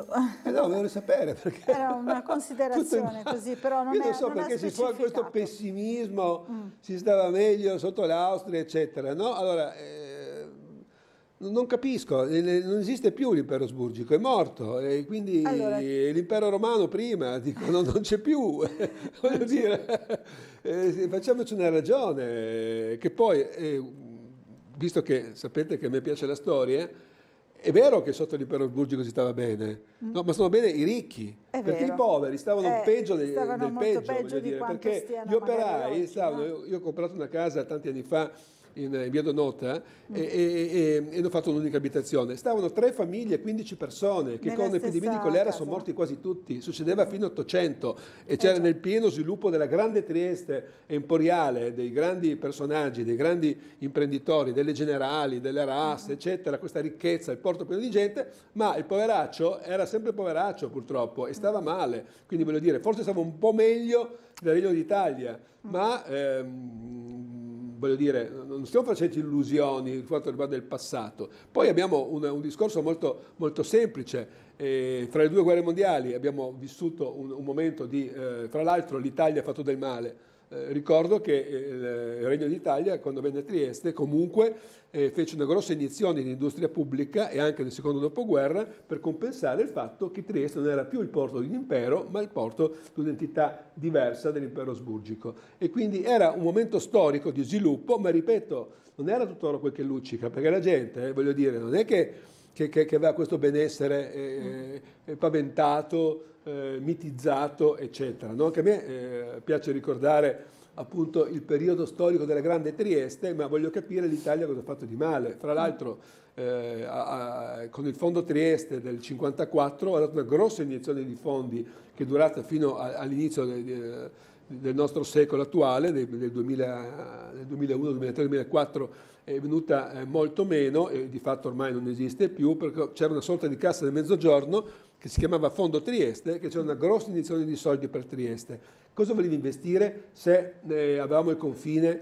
a pochi metri dalla nostra città? Quindi era ovvio che essendo la cortina di ferro, come ha detto Churchill, che andava da Stettino a Trieste, quindi di qua il blocco occidentale delle democrazie, di là i paesi socialisti e comunisti, e di fatto nella nostra regione c'era 1/3 dell'esercito italiano pronto a intervenire nel caso di conflitto col patto di Varsavia, non non voglio citare la Jugoslavia, che era un paese cuscinetto, comunque socialista, comunque non allineato alle democrazie occidentali, quindi abbiamo vissuto un momento storico che l'Italia, poveretta, cosa poteva fare se non mettere iniezioni di denaro nella nostra città? Quindi voglio dire, è stato fatto secondo me, e parlo di governi democristiani che certamente non fanno il paio con quella che è la mia idea, che come sapete come Fratelli d'Italia siamo di destra, quindi voglio dire vado a parlare bene di governi in cui i miei predecessori della destra italiana certamente non erano teneri, però la realtà è questa, voglio dire, quindi dire la solita frase Inega porta via tutto quello, non è vero, era un momento storico in cui Trieste non contava niente, nel 1700 aveva 4.000 abitanti, l'impero asburgico ha trovato la possibilità di avere un porto e una marina e quindi ha scelto Trieste piuttosto che un altro porto di sua dominio, e quindi Trieste ha avuto questo grande sviluppo nel 700, moltiplicato di 7 volte la popolazione, nell'800, ma c'erano anche tanti problemi, ricordiamocelo, perché voglio dire, sì, c'era lo sviluppo del porto, la ricchezza, le generali e quant'altro, ma c'era anche tanta miseria. Guardate le fotografie della Trieste del 1800 e del 1900, come erano vestiti i bambini per le strade senza scarpe, quindi andare a mitizzare certo, in Italia non è che stavano meglio, dico, quando tra la fine dell'impero asburgico e l'Italia, però voglio dire, non andiamo a mitizzare un'epoca che aveva le sue problematiche, se non nel livello di vertice, quindi parliamo un attimo con cognizione di causa. Allora, c'è un'altra telefonata. Pronto, buongiorno. Chi è in linea con noi? Nel frattempo possiamo anche vedere la vignetta di Marco Englaro un po' insomma, spiritosa. Si riferisce ecco, al progetto, al questionario su Barcola. Dice che ha compilato il questionario sul progetto De Barcola. Sì, bella, anche se conta che qualcuno che ha compilato. Ma sì, guarda, può anche darsi che l'ha fatto anche 12 volte, ma ecco, capiamoci una cosa, questo non era un sondaggio politico che andava a dire chi vota per Fratelli d'Italia e chi vota per il PD. Esatto. Questo era un questionario che si andava a chiedere alla gente, no? Come ha fatto il Comune con il mio collega del Comune Babuder, che è andato a fare un sondaggio per quanto riguarda la parte a terra, soprattutto viabilità e quant'altro, certo. No? E andava a chiedere se poi al camper di Babuder andavano la stessa persona tornava 4 volte, voglio dire, qual è il problema? Dico, il problema, voglio dire, questo è un questionario. Non è un sondaggio, il questionario si va a sentire la gente e capire qual è l'opinione della gente. Se volevo farlo anche nel nostro voto, dico che lo faccia, dico, non è un problema nostro, noi vogliamo raccogliere le idee come anche qui a Tele 4. Esatto, io personalmente non ci ho pensato a fare il deposito dei lettini. Ma no? Perché no? Ci si può pensare. Infatti, dai. La mail ha spiegato che le persone anziane hanno difficoltà a portare la brandina in autobus. Io che se devo portare la brandina vado magari con lo scooter o con la macchina, non ci ho pensato, e voglio dire, probabilmente neanche i progettisti non ci hanno pensato, e perché no fare un deposito per le persone anziane e non anziane, no? Anche chi gli secca a portarsi dietro la brandina, se la mette là pagherà una cifra presumo modestissima, magari trovando un'associazione che faccia questo lavoro, e quindi ci si può pensare, insomma. Quante volte lo fai? Ripeto, non è un problema di quante volte lo vuoi fare il sondaggio. Allora, fallo 12 volte, fallo 12 volte, insomma. Sentiamo la telefonata. Non è vincolante. Buongiorno, sono Franco Lega da Udine. Buongiorno Franco. Buongiorno. A lei interessa poco la Riviera di Barcola, forse? A chi viene lì ospite, sì? Risposte stringate, vanno a fare il giro del mondo per sapere una cosa. Il discorso degli alberi doveva dire solo, adesso vado in comune e faccio una richiesta di andare a vedere questo albero, basta, finito lì, in modo da dare più possibilità a chi telefona e di avere più telefonate. Dica Franco. Il discorso di andare a vedere il mare che fa o la bora che fa cadere, ma che ci interessa a noi? È un modo per far stare a casa la gente, perché dice se vado fuori mi cade un albero in testa. Il discorso dell'acqua alta, sì. Basta prelevare il gas che c'è sotto, come fa la Slovenia, e mandarci dentro l'acqua, così ci abbassiamo il livello che ci vuole? Ma no, non si può, perché così bisogna andare. Ma è logico che le cose facili qualsiasi è in grado di farla, ma voi siete stati lì eletti per fare le cose difficili, ma non siete in grado di farle difficili. Andate a casa. Vabbè, Franco, grazie. Franco, candidati tu le prossime elezioni regionali, vieni al mio posto e risolverai tutti i problemi. Allora, ringraziamo anche Franco Daudi, oggi era particolarmente arrabbiato. Può candidare, che problema c'è? Va bene, allora c'erano anche tante altre mail, però siamo arrivati alla fine di questa prima parte della nostra trasmissione. Io ringrazio l'assessore Fabio Scocimaro per essere Posso fare una battuta? Prego, Ho visto prego, che è passato sì, assolutamente. quella grande polemica fatta sui caduti del Rione Romano di Esatto, Accalarenza. Sono tre giovanissimi missini, 47 fa sono morti.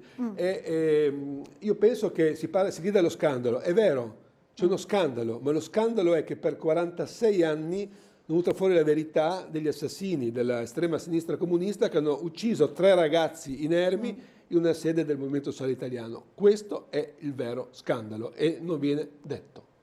Allora, grazie all'assessore Scoccimarro, torni a trovarci presto per nuove ancora realizzazioni, insomma nuovi progetti, non solo per quanto riguarda Barcola. Grazie e buon lavoro. Grazie. Noi ci fermiamo per una breve pausa pubblicitaria e ci rivediamo subito dopo, fra pochissimo. Bene.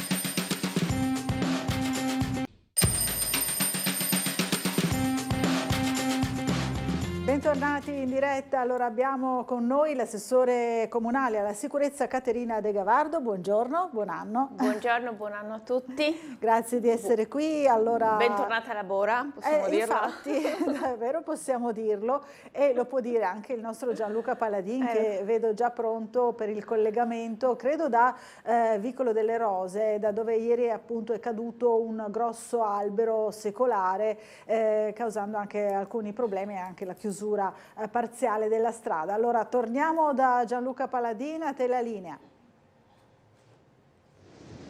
Sì, grazie Laura, buongiorno a te, buongiorno anche all'assessore De Gavardo. Allora guardate la scena dinanzi ai nostri occhi, un albero, una quercia secolare abbattuta completamente dal vento che ieri ha di fatto sradicato e divelto l'albero dalle sue radici ed è cascato dall'altra parte della strada. Siamo in Vicolo delle Rose, angolo con Via dei Molini, una zona che conosciamo bene, spesse volte siamo venuti qui proprio per segnalare le problematiche di questa zona particolare, perché c'è tutta la parte che riguarda i terreni dei privati e poi la strada comunale, e infatti questa è stata spesso zona di interventi sia da parte delle istituzioni ma anche delle manutenzioni che i privati devono fare proprio per quanto concerne i terreni. Però c'è da dire che quello che vediamo qui in questo momento è veramente impressionante.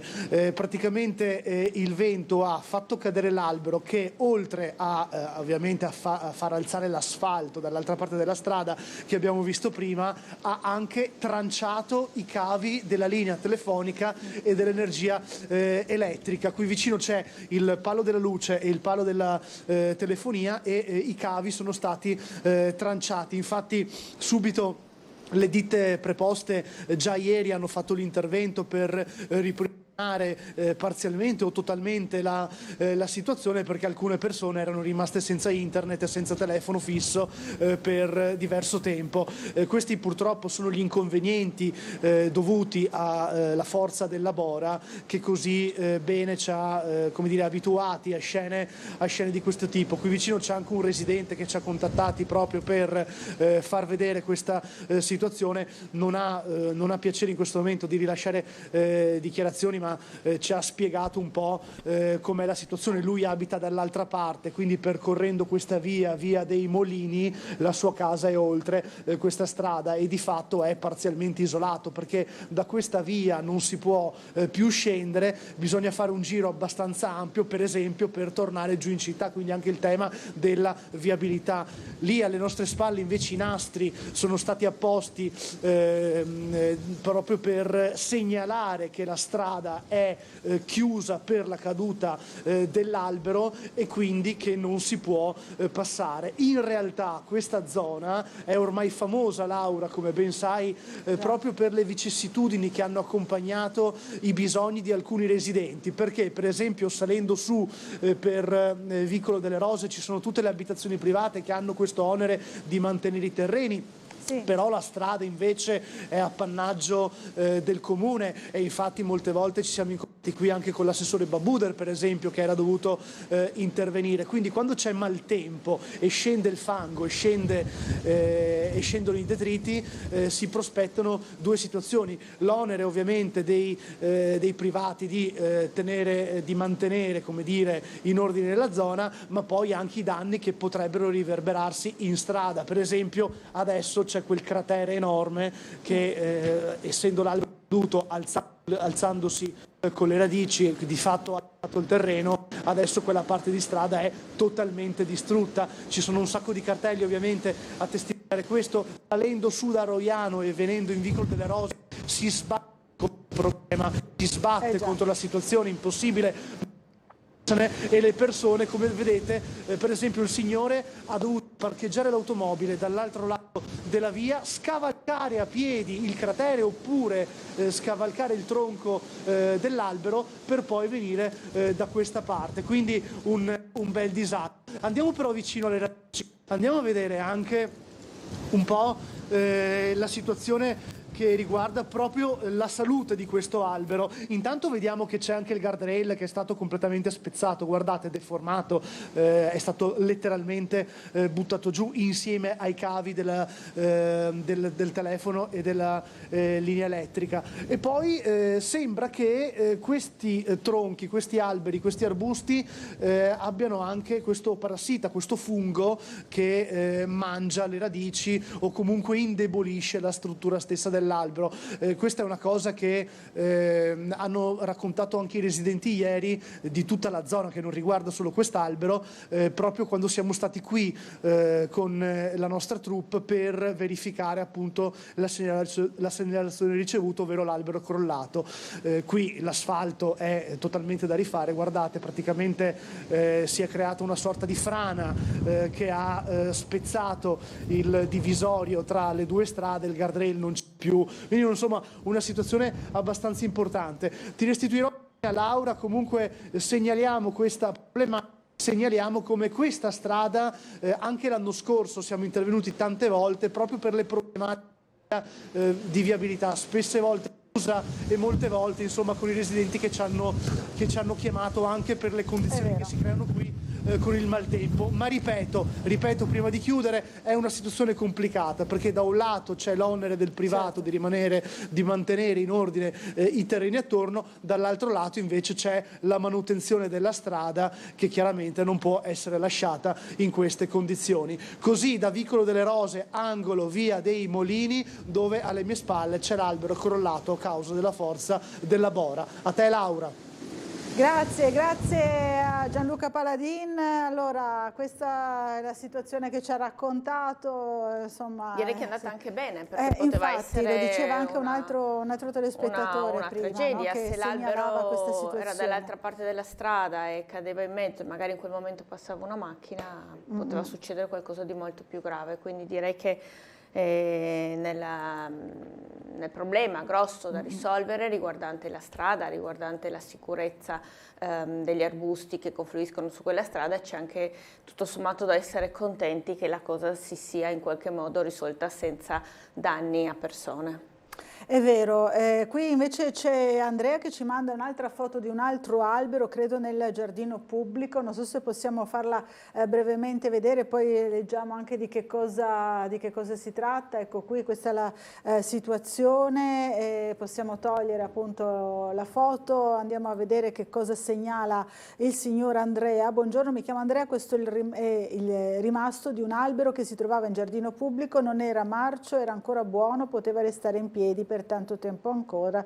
Chiedeva una spiegazione appunto all'assessore, se possibile, se sa qualcosa, se è informato insomma di questa situazione al giardino pubblico. Questo risulta, non sono informata. difficile che venga tagliato un albero che è sano, perché direi che da questo punto di vista qua le sensibilità della Giunta, dell'amministrazione, ma anche dell'assessore Babudra, che di queste cose qua si occupa, sono abbastanza evidenti, e noi siamo fortemente convinti che tutto il verde cittadino vada assolutamente, insomma, conservato e tutelato nel miglior modo possibile. Allora, saluto da Claudio Visintin, la gentile conduttrice dell'assessore Caterina De Gavardo, che molto bene ha operato nel chiedere affinché desse disposizione alla polizia locale che avessero un occhio di riguardo sulla brutta abitudine di automobilisti incivili, ovvero la sosta selvaggia alle fermate degli autobus anche la notte, obbligando gli autisti a fermare l'autobus in mezzo alla strada, con difficoltà specie per le persone anziane, per le persone in carrozzina o mamme con i passeggini. Chissà che facendo le multe si estirpi la cattiva educazione. Dice il signor Claudio. Grazie per la risposta, grazie a lei Claudio di averla segnalata, insomma, questa assolutamente, anzi no? approfitto per dire che una settimana fa circa alcuni consiglieri circoscrizionali della zona di San Giacomo, in particolare la consigliera di Fratelli d'Italia Bertini, mi avevano segnalato una situazione riguardante una fermata dell'autobus a San Giacomo.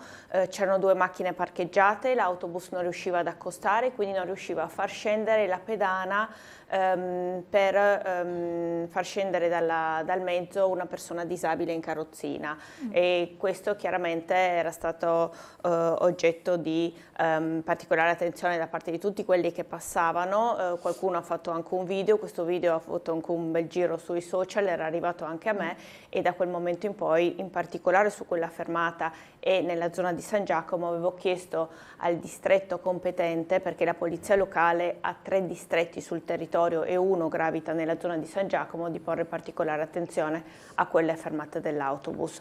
Obiettivamente non è possibile che le macchine intralcino il servizio pubblico. Allora, una telefonata, poi dobbiamo andare in pubblicità. Buongiorno, chi è in linea con noi? Buongiorno, quasi Boris. Boris, buongiorno. Buongiorno.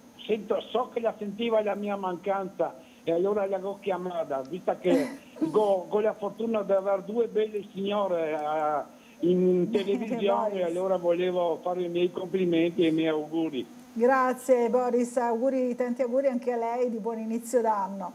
Grazie, io volevo pregare l'assessore se la poteva fare una gita turistica in via Guido Reni, alla scala di via Guido Reni, perché sta venendo zoi massi da tutte le parti, non corri che la veni. La si è fatti mostrare dalla nostra rappresentante di Tele4 i filmati che ha fatto. Che abbiamo già fatto in passato, va bene. Che peserà 50 kg, che le è sul sentiero della scala. Va per bene. Cortesia, mi l'ho domandata a tanti, però se lei la può fare qualcosa per noi, la ringrazio molto. Grazie a lei, auguri, Boris. Buon proseguimento, Boris. Saluti a tutta scala. Non ho capito cosa c'è una caduta massi? Sì, dice che appunto ci sono vari massi appunto su questa scala della quale segnala da tempo, insomma, le condizioni di manutenzione. Diciamo che non ottimali, fanno ecco. parte delle competenze del mio assessorato, però sicuramente farò presente questa scala all'assessore competente. Allora, dobbiamo andare in pubblicità, poi ci sono tante mail da leggere, ne leggo rapidamente soltanto una prima, perché Renata ci scrive: a mio parere il verde in Piazza Unità grazie al Natale era un gran bel vedere, perché non mettere qualche arbusto più panchina in piazza? Il verde col blu del mare sta benissimo, cioè lanciamo quest'idea con Renata di mantenere un po' il verde tutto l'anno, quello degli alberi di Natale. Allora ci fermiamo per una breve pausa pubblicitaria, fra poco.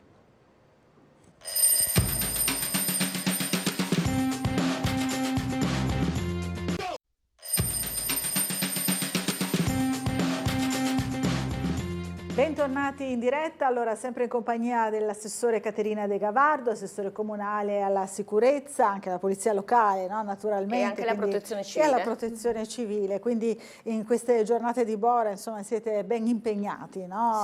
Sì, diciamo ben di in sì. allerta, diciamo così.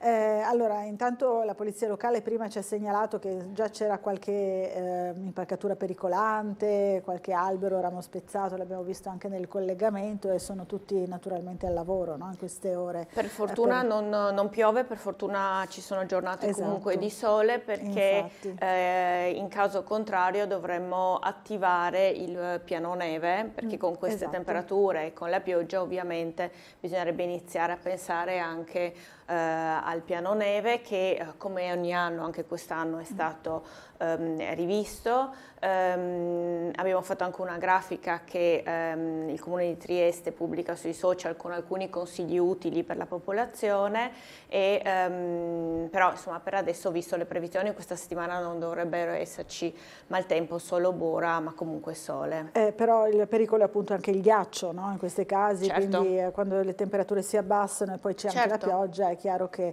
è quello il rischio. Si è parlato molto di freddo, di emergenza freddo, anche con questa richiesta, ne abbiamo parlato ieri nel telegiornale, da parte delle opposizioni in Consiglio Comunale, di aprire almeno il sottopasso della stazione per dare ricovero a chi non ha una casa, un tetto sopra la testa. Lei vedrebbe favorevolmente, insomma, una cosa del genere, perché poi c'è stato anche qualche telespettatore che è intervenuto all'inizio di questa trasmissione proprio dicendo ma poi sarebbe un problema di sicurezza, quindi la coinvolgerei proprio su questo direi fronte, che il sottopasso è stato chiuso proprio per problemi di sicurezza che non vedo spariti, per cui francamente non la trovo un'idea particolarmente opportuna in questo momento qui. Mi rendo conto che le temperature sono scese, mi rendo conto che c'è un'emergenza freddo. Mi rendo però conto che Trieste sta già facendo tantissimo, i numeri sono sotto gli occhi di tutti, sono al carico del Comune di Trieste quasi 400 minori non accompagnati, che sono numeri davvero importanti. Il Comune di Trieste sta pensando a questi minori in toto e direi che non ci sono le energie per pensare obiettivamente ad altre persone, nel senso che le risorse andrebbero trovate togliendole ad altri capitoli di spesa dei servizi sociali. Non credo che in questo momento Trieste sia in grado di accogliere più di quello che già sta accogliendo. Sta facendo. La soluzione, dal mio punto di vista, sono solo i trasferimenti. I trasferimenti, chiarissimo. Allora, c'è una telefonata. Buongiorno, chi è in linea con noi? Buongiorno signora Buccarella, buongiorno a lei e a Caterina De Gavardo. Buongiorno Nivea, buongiorno, buon anno anche a lei. Sto facendo il mio ticket di due mesi, no? Perché un telespettatore aveva detto che quelli che telefonano ogni giorno non devono avere un ticket due alla settimana, no? Allora adesso sto facendo il mio ticket di 2 mesi. Chiami quando Caterina vuole, De Gavardo, che stimo come persona e anche come assessore. Allora, visto che siamo in tempo di bora e di alberi, questo mi ha fatto telefonare oggi, no? Allora volevo, penso che tutti i telespettatori di Tele4 e anche voi sappiate il mio problema.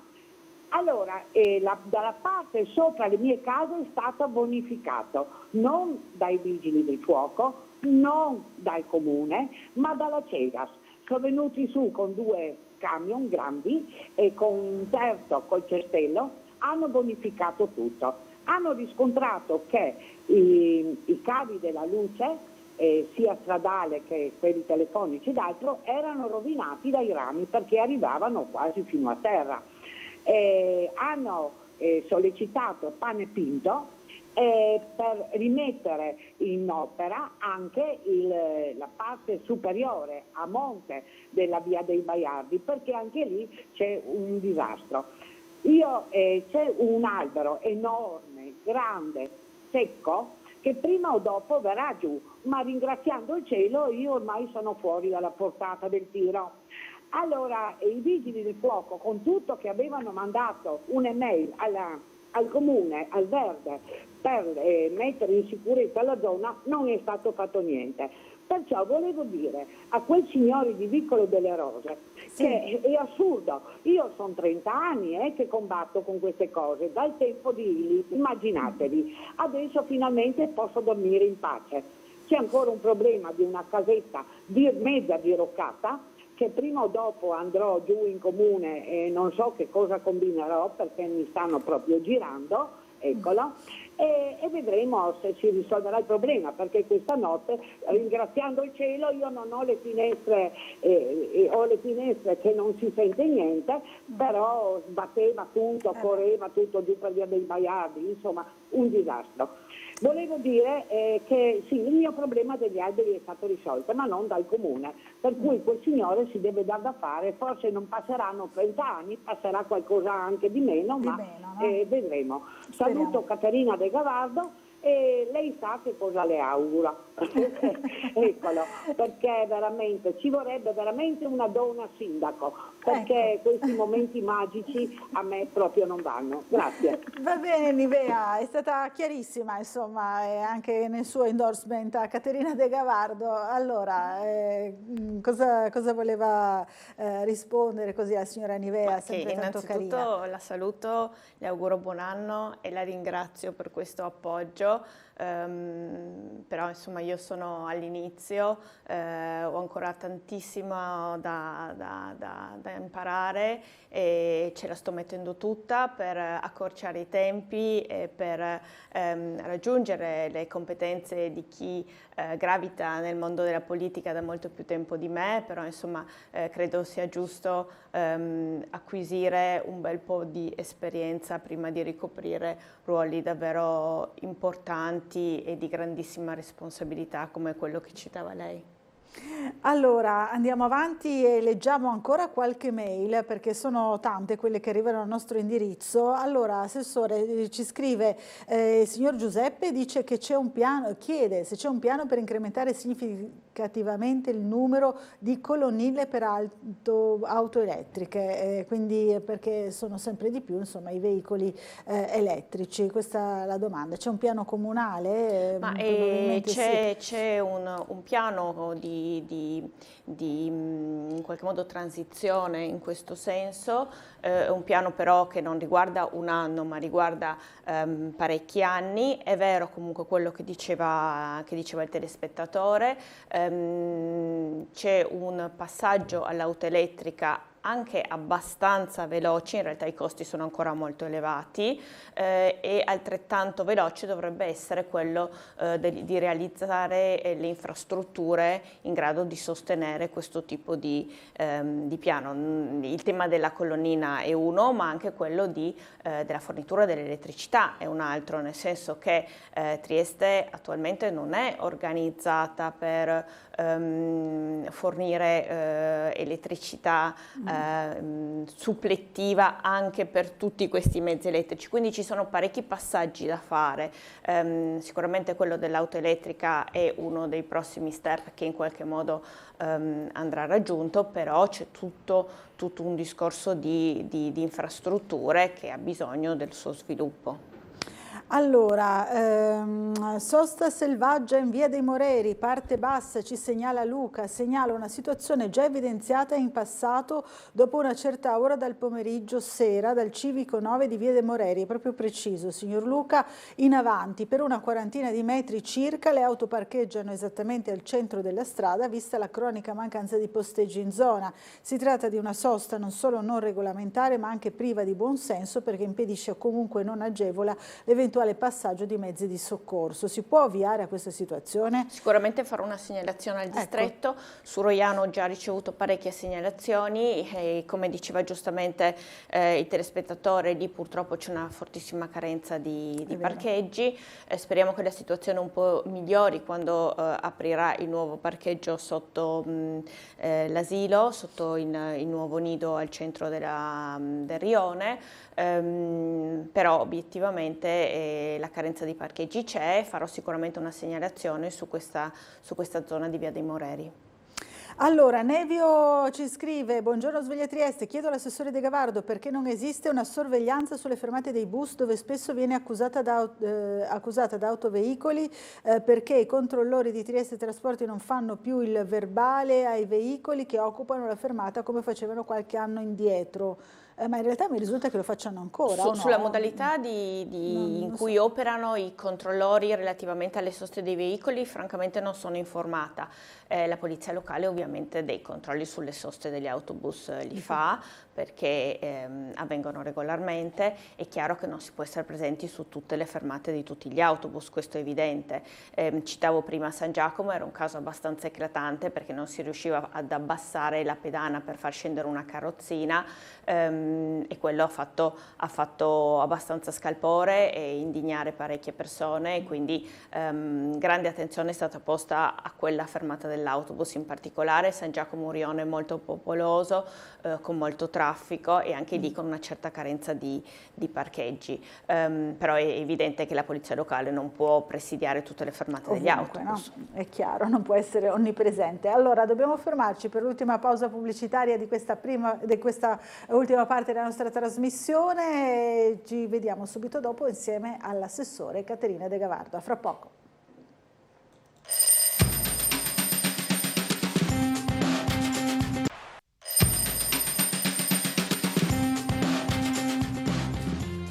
Bentornati in diretta con Sveglia Trieste e con l'assessore Caterina De Gavardo, qui presente in studio con noi per rispondere alle vostre telefonate, alle vostre mail, insomma per dialogare un po' con i cittadini di Trieste, non solo. Allora, assessore, Laura, ci sono... se posso, visto che abbiamo detto che c'era tantissima bora e fa È parecchio vero, freddo, infatti volevo andare proprio su questo. Vorrei salutare tutti i nonni paletta che anche oggi, come ogni giorno dell'anno scolastico, aiutano i nostri bambini ad attraversare le strade, quindi vorrei ringraziarli e salutarli. Il loro lavoro è fondamentale per i bambini, ma anche per i genitori che affidano i loro cuccioli a queste importantissime figure della nostra città. È vero, fanno un lavoro poi in queste condizioni meteo particolarmente disagevole, quindi li salutiamo anche noi volentieri e fra l'altro potremmo anche magari andare a vedere così all'uscita all'entrata di una scuola anche durante Sveglia Trieste, possiamo organizzare magari una... sì, vi accompagno volentieri, così andiamo a salutare qualche nonno che sta operando. La nostra troupe esterna in qualche momento insomma preciso, così riusciamo anche a valorizzare il lavoro importantissimo dei nonni paletta che lo fanno, ricordiamo, a titolo assolutamente volontario, no? Sì, sono dei volontari, ringraziamo sempre la Trieste Trasporti che dà loro la possibilità di utilizzare gratuitamente i mezzi pubblici per recarsi nella scuola dove sono assegnati, presidiano gli attraversamenti pedonali fuori dalle nostre, praticamente tutte le nostre scuole elementari, quindi insomma sono delle figure importantissime per la nostra città e un ottimo esempio anche per i nostri bambini. Allora, invece un'altra situazione di cui si è parlato molto nei giorni scorsi è tornata all'attenzione della cronaca, è quella di Scala dei Giganti, no? Sul fronte della sicurezza. Abbiamo assistito a... C'è stato quell'episodio, quel brutto episodio di rapina nei confronti di una ragazza, una giovanissima. Ed è una situazione che le forze dell'ordine e la polizia locale conoscono molto bene e volevo rassicurare tutti che la videosorveglianza in Scala dei Giganti è presente e viene visionata in modo costante, così come è presente anche la videosorveglianza in Piazza Goldoni. Anzi, relativamente proprio a Piazza Goldoni è in essere un progetto di ampliamento e rafforzamento della videosorveglianza. Ci sono stati anche dei presidi fissi della polizia locale in collaborazione con tutte le altre forze dell'ordine e per quanto concerne Scala dei Giganti è operativa anche un servizio gestito dalla polizia locale ma che fa capo a delle guardie giurate e viste le situazioni di questi ultimi mesi abbiamo ritenuto opportuno prolungare questo tipo di servizio anche nel 2024, un servizio pomeridiano che si affianca a quello della polizia locale che cercheremo di intensificare anche a livello di numero di operatori presenti. Benissimo, quindi questa è sicuramente molto importante, perché la situazione insomma va tenuta sotto controllo, no? Per evitare episodi spiacevoli o anche gravi, no? In qualche caso come quello che ha citato l'assessore. Sì, bisogna in tutti i modi evitare di creare all'interno delle nostre città delle zone franche dove non ci sia controllo, quindi questo è l'obiettivo fondamentale mio e per questo lavorerò ovviamente e naturalmente in collaborazione con tutte le altre forze dell'ordine. Allora, intanto vediamo il nostro Gianluca Paladin che è pronto per il collegamento da una postazione, diciamo, in alto con vista sulla città, credo sia in via Cantù. A te nuovamente la linea, sempre più freddo, vero Gianluca? Sto prendendo freddo, Laura, da tutta la mattina e lo sto facendo solo per te, per la tua trasmissione, per farti avere belle immagini della città. Ti ringraziamo. Quindi ti porterò tanto. il conto esatto della vitamina C che dovrà comprare. No, che dovrà prendere, povero Gianluca. Sì. No, Assessore, io bevo ogni mattina una spremuta di limone subito appena mi sveglio, così cerco di alzare il mio tasso immunitario ogni mattina. Esatto. Bravissimo. No, allora sentivo che parlavate anche di scale di giganti, mi sembrava molto interessante, visto i casi di cronaca raccontati spesso, sicuramente una zona particolare della città che però, insomma, bene ovviamente che ci sono i controlli. Invece noi siamo venuti con Enzo Iannacone nella parte alta di via Cantù per darvi una visuale dall'alto della città, che è sempre magnifica, Trieste, e merita sempre da mostrare, e noi ne approfittiamo anche per le nostre immagini di repertorio, sinceramente, e anche perché, per continuare a parlare della Bora, non mi vengono segnalate al momento situazioni di criticità per quanto concerne viabilità, strade, altri rami pericolanti oppure situazioni di disagio per via del vento forte. Per il momento la situazione pare tranquilla, c'è da dire che la giornata è ancora lunga e che l'emergenza Bora continuerà anche nella giornata di domani, sebbene già da giovedì mattina invece dovrebbe andare in calo, e quindi tra l'altro da giovedì c'è anche una ripresa delle temperature secondo le previsioni, quindi dovrebbero rialzarsi leggermente sia le minime che le massime e quindi riportare un po' la temperatura a quei 7-8 gradi, mentre adesso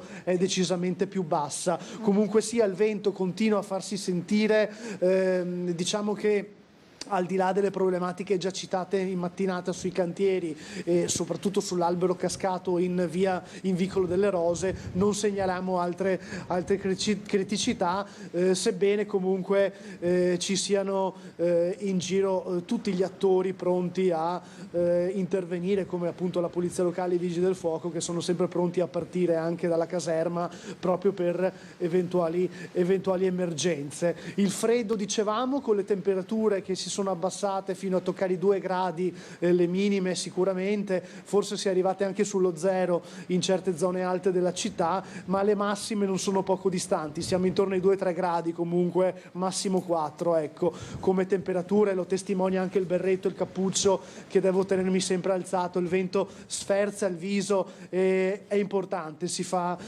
sentire. Questa è la situazione. Ricapitoliamo quindi cosa è successo nella notte: 10 uscite dei Vigili del Fuoco a Trieste, in provincia di Trieste, per tetti, tegole pericolanti, rami d'albero pericolanti e alberi a rischio crollo. Per fortuna, a parte in via Marchesetti per un albero pericolante e quello segnalato in Vicolo delle Rose, nessun'altra criticità. Ovviamente attenzione per le strade, perché chiaramente col vento forte i motorini cascano a terra, quelli parcheggiati, qualche motorino a terra lo abbiamo visto, quindi insomma prestare attenzione ovviamente per mezzi di questo tipo. Questa è la situazione in mattinata. La Bora quindi dovrebbe continuare a rimanere forte e sostenuta sulla costa e sul Carso triestino per tutta la giornata di oggi e anche per la prima mattina di domani, in attenuazione poi dal tardo pomeriggio di domani, e dovrebbe andare totalmente scemando nella giornata di giovedì con un previsto rialzo delle temperature. Abbiamo così fatto anche il punto meteo, Laura. Dalla visuale di via Cantù, parte alta, noi vi restituiamo la linea con la vista dall'alto di Trieste. A voi. Grazie Gianluca, grazie anche a Enzo Iannaccone. Immagini davvero bellissime, belle, no? E davanti a tanta bellezza non si può che impegnarsi al massimo per questa città. Vero. Io ricopro questo ruolo di consigliere ormai da più di 2 anni e di assessore da 6 mesi, e lo faccio con grandissimo orgoglio e cerco di metterci davvero tutto l'impegno, perché di fronte a una città così meravigliosa, così culturalmente anche meravigliosa, non si può che impegnarsi col massimo delle proprie energie. Il tema della sicurezza poi è un tema particolarmente delicato, e voglio cogliere l'occasione ancora una volta per dire a tutti che la sicurezza è anche sicurezza partecipata, per cui per me è assolutamente fondamentale ricevere le segnalazioni dei cittadini, e ogni tipo di commento, di segnalazione, di idea, di suggerimento sarà assolutamente sempre accolto da me, perché è fondamentale che la città e l'amministrazione collaborino assieme. È un ottimo appello questo, appunto, anche alla cittadinanza a collaborare. C'è una segnalazione da parte di Maria Grazia che invece parla di inciviltà, dice: non è più tollerabile trovare davanti al portone di casa delle iniezioni canine, pensiamo ai non vedenti, che cosa significa questo? Bisogna fare come in Alto Adige a tutti i cani, quando serve un semplice prelievo che consente di risalire con certezza il padrone più animale del cane, no? Dice questa potrebbe essere una soluzione intelligente, sicuramente una soluzione costosa, perché fare degli esami del DNA non sarebbe una cosa, diciamo così, gratuita. Assolutamente va fatto un appello ai proprietari dei cani ad avere rispetto anche per chi cammina sui nostri marciapiedi, e per chi magari cammina anche con difficoltà sui nostri marciapiedi. La polizia locale ha un nucleo che si chiama Guardie Ambientali, che si occupa anche di questo, e che è molto attento a tantissime tematiche. Anche su questi temi, quando sono stata in 6ª circoscrizione, avevo ricevuto delle segnalazioni riguardanti il territorio di San Giovanni, avevamo fatto delle verifiche e obiettivamente qualche problema è emerso. È importante avere rispetto degli altri. Allora, una telefonata, buongiorno, chi è in linea con noi? Buongiorno, sono io. Sì, buongiorno. Buongiorno. A proposito, volevo segnalare questo, a proposito di fermate di bus con macchine posteggiate selvaggiamente, che non possono accostare, la fermata della linea 5 in via Barbariga, in direzione Veroriano, quando ci sono macchine che ti fermano per lo sportello bancomat, lasciate lì, e quindi se mettere una pedana per far scendere qualcuno è impossibile. E talvolta è anche la criticità, la fermata dopo, davanti alla chiesa di Roiano, anche la linea 8, che sono macchine posteggiate in seconda fila là, e anche macchine posteggiate della fermata dell'autobus, e quindi il passaggio diventa impossibile. Non ho mai visto viti in quella zona.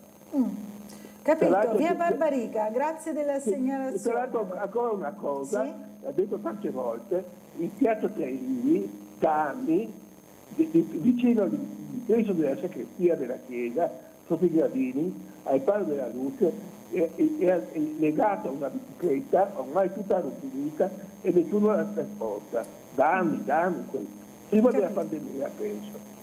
Grazie anche di questa segnalazione, grazie. Buongiorno. La bicicletta dov'è che non ho capito? Dietro, se ho capito bene, dietro la chiesa proprio, sempre lì in zona, no?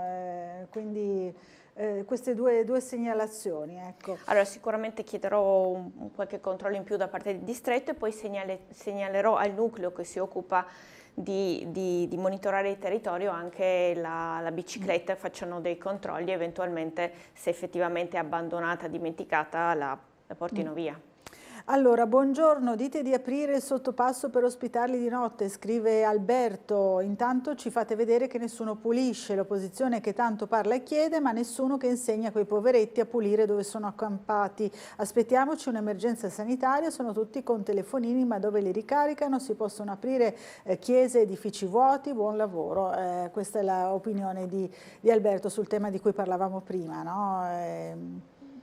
È un problema, insomma, questo della presenza di tante persone appunto all'interno del silos. Direi che, come mi è già capitato di dire, Trieste da questo punto di vista qua è satura, non abbiamo le risorse economiche, le possibilità di accogliere un numero superiore a quello che già stiamo accogliendo. Per cui davvero l'unica soluzione al momento sono i trasferimenti. Una buona soluzione erano anche i respingimenti, perché evidentemente l'Italia non è il primo paese in cui arrivano. Purtroppo alcune sentenze del Tribunale di Roma hanno dichiarato negli scorsi mesi illegittimi i respingimenti in Slovenia e Croazia, e al momento l'unica soluzione quindi rimane quella dei trasferimenti. Il tema dell'immigrazione è un tema importantissimo su cui anche il governo sta lavorando fortemente ormai da un anno. È evidente che il Presidente Meloni non ha la bacchetta magica, è evidente che bisogna partire da una certa collaborazione internazionale. Non è un problema di Trieste, dell'Italia, è un problema europeo che va risolto a livello europeo, che va risolto attraverso delle collaborazioni internazionali. Anche nel suo discorso di fine anno il Presidente Meloni ha messo in evidenza come questo sia il tema in questo momento, su cui abbia lavorato davvero tantissimo, ed è un tema che non può essere risolto con delle soluzioni in Italia, ma deve essere risolto attraverso una collaborazione internazionale che preveda delle risoluzioni nei paesi d'origine. Bisogna in qualche modo cambiare la nostra collaborazione con i paesi africani, con i paesi d'origine anche della rotta balcanica, sviluppare la loro economia, aiutarli a crescere, aiutarli a collaborare con noi, fornendo ad esempio le materie prime o le risorse energetiche di cui noi abbiamo bisogno, e in qualche modo bloccare questa immigrazione che credo non faccia felici neanche le persone che partono. Allora, c'è una notizia dell'ultima ora sempre relativa alla Bora. A causa della Bora si sono verificati dei distacchi di materiale dal tetto della tribuna di Campo Cologna, sono intervenuti i vigili del fuoco, hanno chiuso in via precauzionale tutta la struttura almeno sino a mercoledì 10. Le attività dell'atletica di Trieste proseguiranno per il tempo di chiusura al Grezzar. Ieri, Assessore, abbiamo realizzato anche un servizio e fra l'altro ci sono stati segnalati anche altri furti d'auto. Un servizio con un triestino che è riuscito a sventare il furto della sua auto. Non so se sì, l'ho visto. Ecco, l'ho visto e quando ho sentito che la persona che stava rubando aveva anche 2 coltelli, infatti, ho pensato che fossi stato nel cittadino che ha avuto un gran coraggio, avrei chiamato immediatamente la polizia, perché comunque affrontare queste situazioni può essere anche affrontare fisicamente, intendo, queste situazioni direttamente può essere molto rischioso. Ecco, non so se possiamo forse rivederlo insieme, rivedere insieme questo servizio realizzato dal nostro Marco Stabile con questo cittadino che volutamente non abbiamo fatto vedere in viso, anche per la sua incolumità, la sua sicurezza, e che però ha voluto condividere con noi, insomma, questa brutta esperienza, dicendo che ci sono troppi episodi di questo tipo, anche non solo nel rione di Servola, ma anche in altre zone della città, come abbiamo sentito da altri telespettatori. Vediamolo insieme. Scendo di casa e alle 9 del mattino scopro un ladro che si era intrufolato nella mia macchina, e poi quando l'uomo ha cercato di aggredirmi ho dovuto ricorrere a dei gesti di autodifesa, senza ovviamente far del male all'aggressore per non passare dalla parte del torto, ma semplicemente per aspettare l'arrivo delle forze dell'ordine e consegnarlo alla giustizia.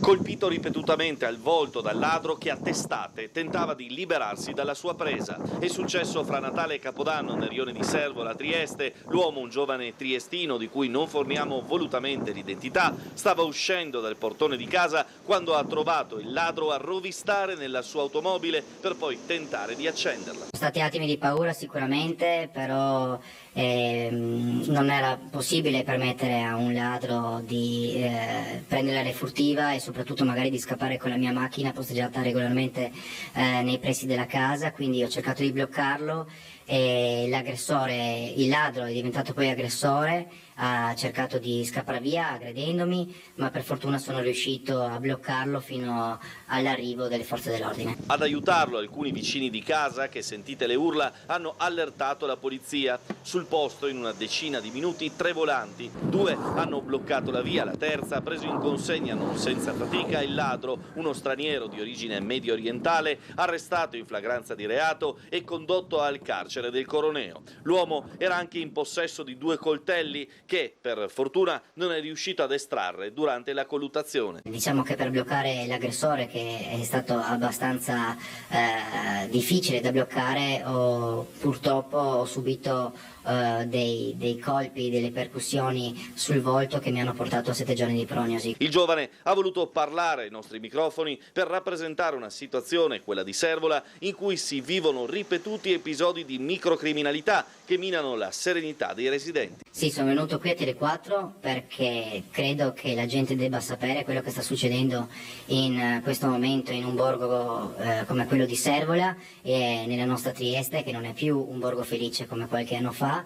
E le situazioni di questo genere si stanno moltiplicando, ci sentiamo molto poco sicuri in questo momento e questo è solo l'ultimo di altri fatti che stanno accadendo negli ultimi 6 mesi a Servola.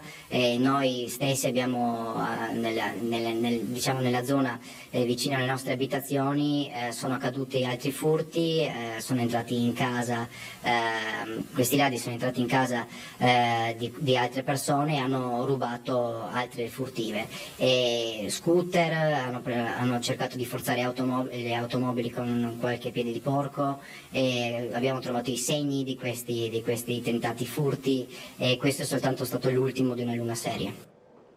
Ecco, questa è la storia particolare, ma appunto ci confermano anche altre situazioni a Servola, Ponziana, insomma. Sì, io recentemente erano intervenuti degli agenti della polizia locale a Longera e è vero, c'è assolutamente un problema di sicurezza in questo momento, non ci si può assolutamente nascondere di fronte a questa realtà. Quello che non bisogna fare è abituarsi, non dobbiamo abituarci a questa situazione, dobbiamo cercare in tutti i modi, e io per prima, di lavorare affinché la qualità della vita della nostra città non scenda e su ogni tavolo su cui sarò chiamata metterò in evidenza questa diversa percezione di sicurezza che la città attualmente ha. C'è di buono che ogni volta che sono state chiamate le forze dell'ordine sono intervenute, una volta i carabinieri, una volta la polizia, una volta la polizia locale immediatamente e nella maggior parte dei casi le cose si sono risolte anche bene, con anche la consegna alla giustizia di chi aveva commesso i reati. Ripeto, però non dobbiamo assolutamente adattarci a questa situazione, quello che non bisogna assolutamente fare è lasciare che si creino delle zone intoccabili, zone impenetrabili. Trieste e dei triestini e dei suoi cittadini e nessuno deve avere paura a muoversi liberamente in città. Gianni ci scrive: buona giornata, con il tempo caratteristico della nostra città che sembrava averci abbandonato, è vero perché lavora, insomma, fa parte di noi, un anno ricco di soddisfazioni alla signora Boccarella e all'assessore De Gavardo, con una nostalgia per questo cognome che mi riporta un minuto alla mia gioventù, quando a Milano mi trovavo alla Bruno e Foffi Vigorelli, dove forse un suo lontano vicino parente avevo come direttore, con il quale ho più volte parlato della nostra città. Chiedo scusa per questo ricordo, ma con lei avevo già accennato, ma come ho scritto sicuramente maldestramente mi riporta a un periodo che rimane uno dei più belli della mia giovinezza. Insomma, mi ricordo questo perfettamente di questo telespettatore che già una volta mi aveva ricordato questo episodio. Sono molto contenta per questo ricordo. Loredana, un po' più arrabbiata, ci fa notare, dice: beh, ma vi rendete conto che siamo a gennaio, abbiamo avuto altri 3 mesi dell'anno che sembravano di essere in primavera. Dico, per un po' di bora negli anni 50 e 60 era la norma e non si avevano le comodità odierne, quindi basta con queste maraviglie triestine, dice Loredana. Vabbè, però insomma, i disagi ci sono, insomma, no? Quando siamo cade troppo ben abituati. Un albero, un'impalcatura, evidentemente, insomma, bisogna segnalarlo. Bisogna segnalarlo e soprattutto bisogna stare un attimino attenti, perché esatto. Anche la caduta di cose più piccole, un vaso da un terrazzo o un ramo, possono creare, insomma, incidenti, ferite, disagi, danni alle macchine, per cui insomma un minimo di attenzione in più direi che è il caso di prestarla. Ad esempio le imposte delle finestre, no? Chiudetele, non lasciamole sbattere, eccetera, eccetera. Prima di buttare la solita croce sulle spalle dell'automobilista, non sarebbe il caso di fare i parcheggi? Scrive invece arrabbiato Elio. Vabbè. Questo è una delle priorità dell'amministrazione. Realizzare sicuramente nuovi parcheggi è necessario all'interno della nostra città. Come il signor Elio forse saprà, ci sono anche parecchi progetti. Un parcheggio molto grande dovrebbe essere fatto in zona attuale mercato ortofrutticolo, uno o 2 parcheggi contenitori potrebbero essere fatti all'interno del Porto Vecchio, in zona Molo Quarto, quindi insomma sicuramente questo è uno degli obiettivi dell'amministrazione, perché siamo ben consci che c'è una mancanza fisiologica ormai di parcheggi. Nei momenti di massimo turismo è abbastanza noto a tutti la lunghissima fila delle macchine che cercano di entrare nel Park San Giusto. Altra cosa che sarebbe molto utile fare, che ci è già stata segnalata e su cui comunque l'amministrazione sta già lavorando, è quella di creare dei cartelloni luminosi che indicano a chi non è di Trieste dove può trovare parcheggio, perché uno si trova magari incolonnato in un parcheggio senza sapere che ce n'è un altro magari vuoto. Quindi insomma una buona informazione attraverso dei pannelli luminosi anche sui punti dove raggiungere i parcheggi, anche se non vicini ma ben collegati dai mezzi pubblici, può essere piuttosto interessante e importante per la nostra città. Allora, io ringrazio l'assessore Caterina De Gavardo per essere stata con noi, la invito a tornare a trovarci presto e poi magari organizziamo appunto questa incursione con la nostra troupe, magari sul posto di lavoro dei nonni Paetta. Molto volentieri, buona giornata a tutti. Grazie assessore, buona giornata anche a tutti voi che ci avete seguito.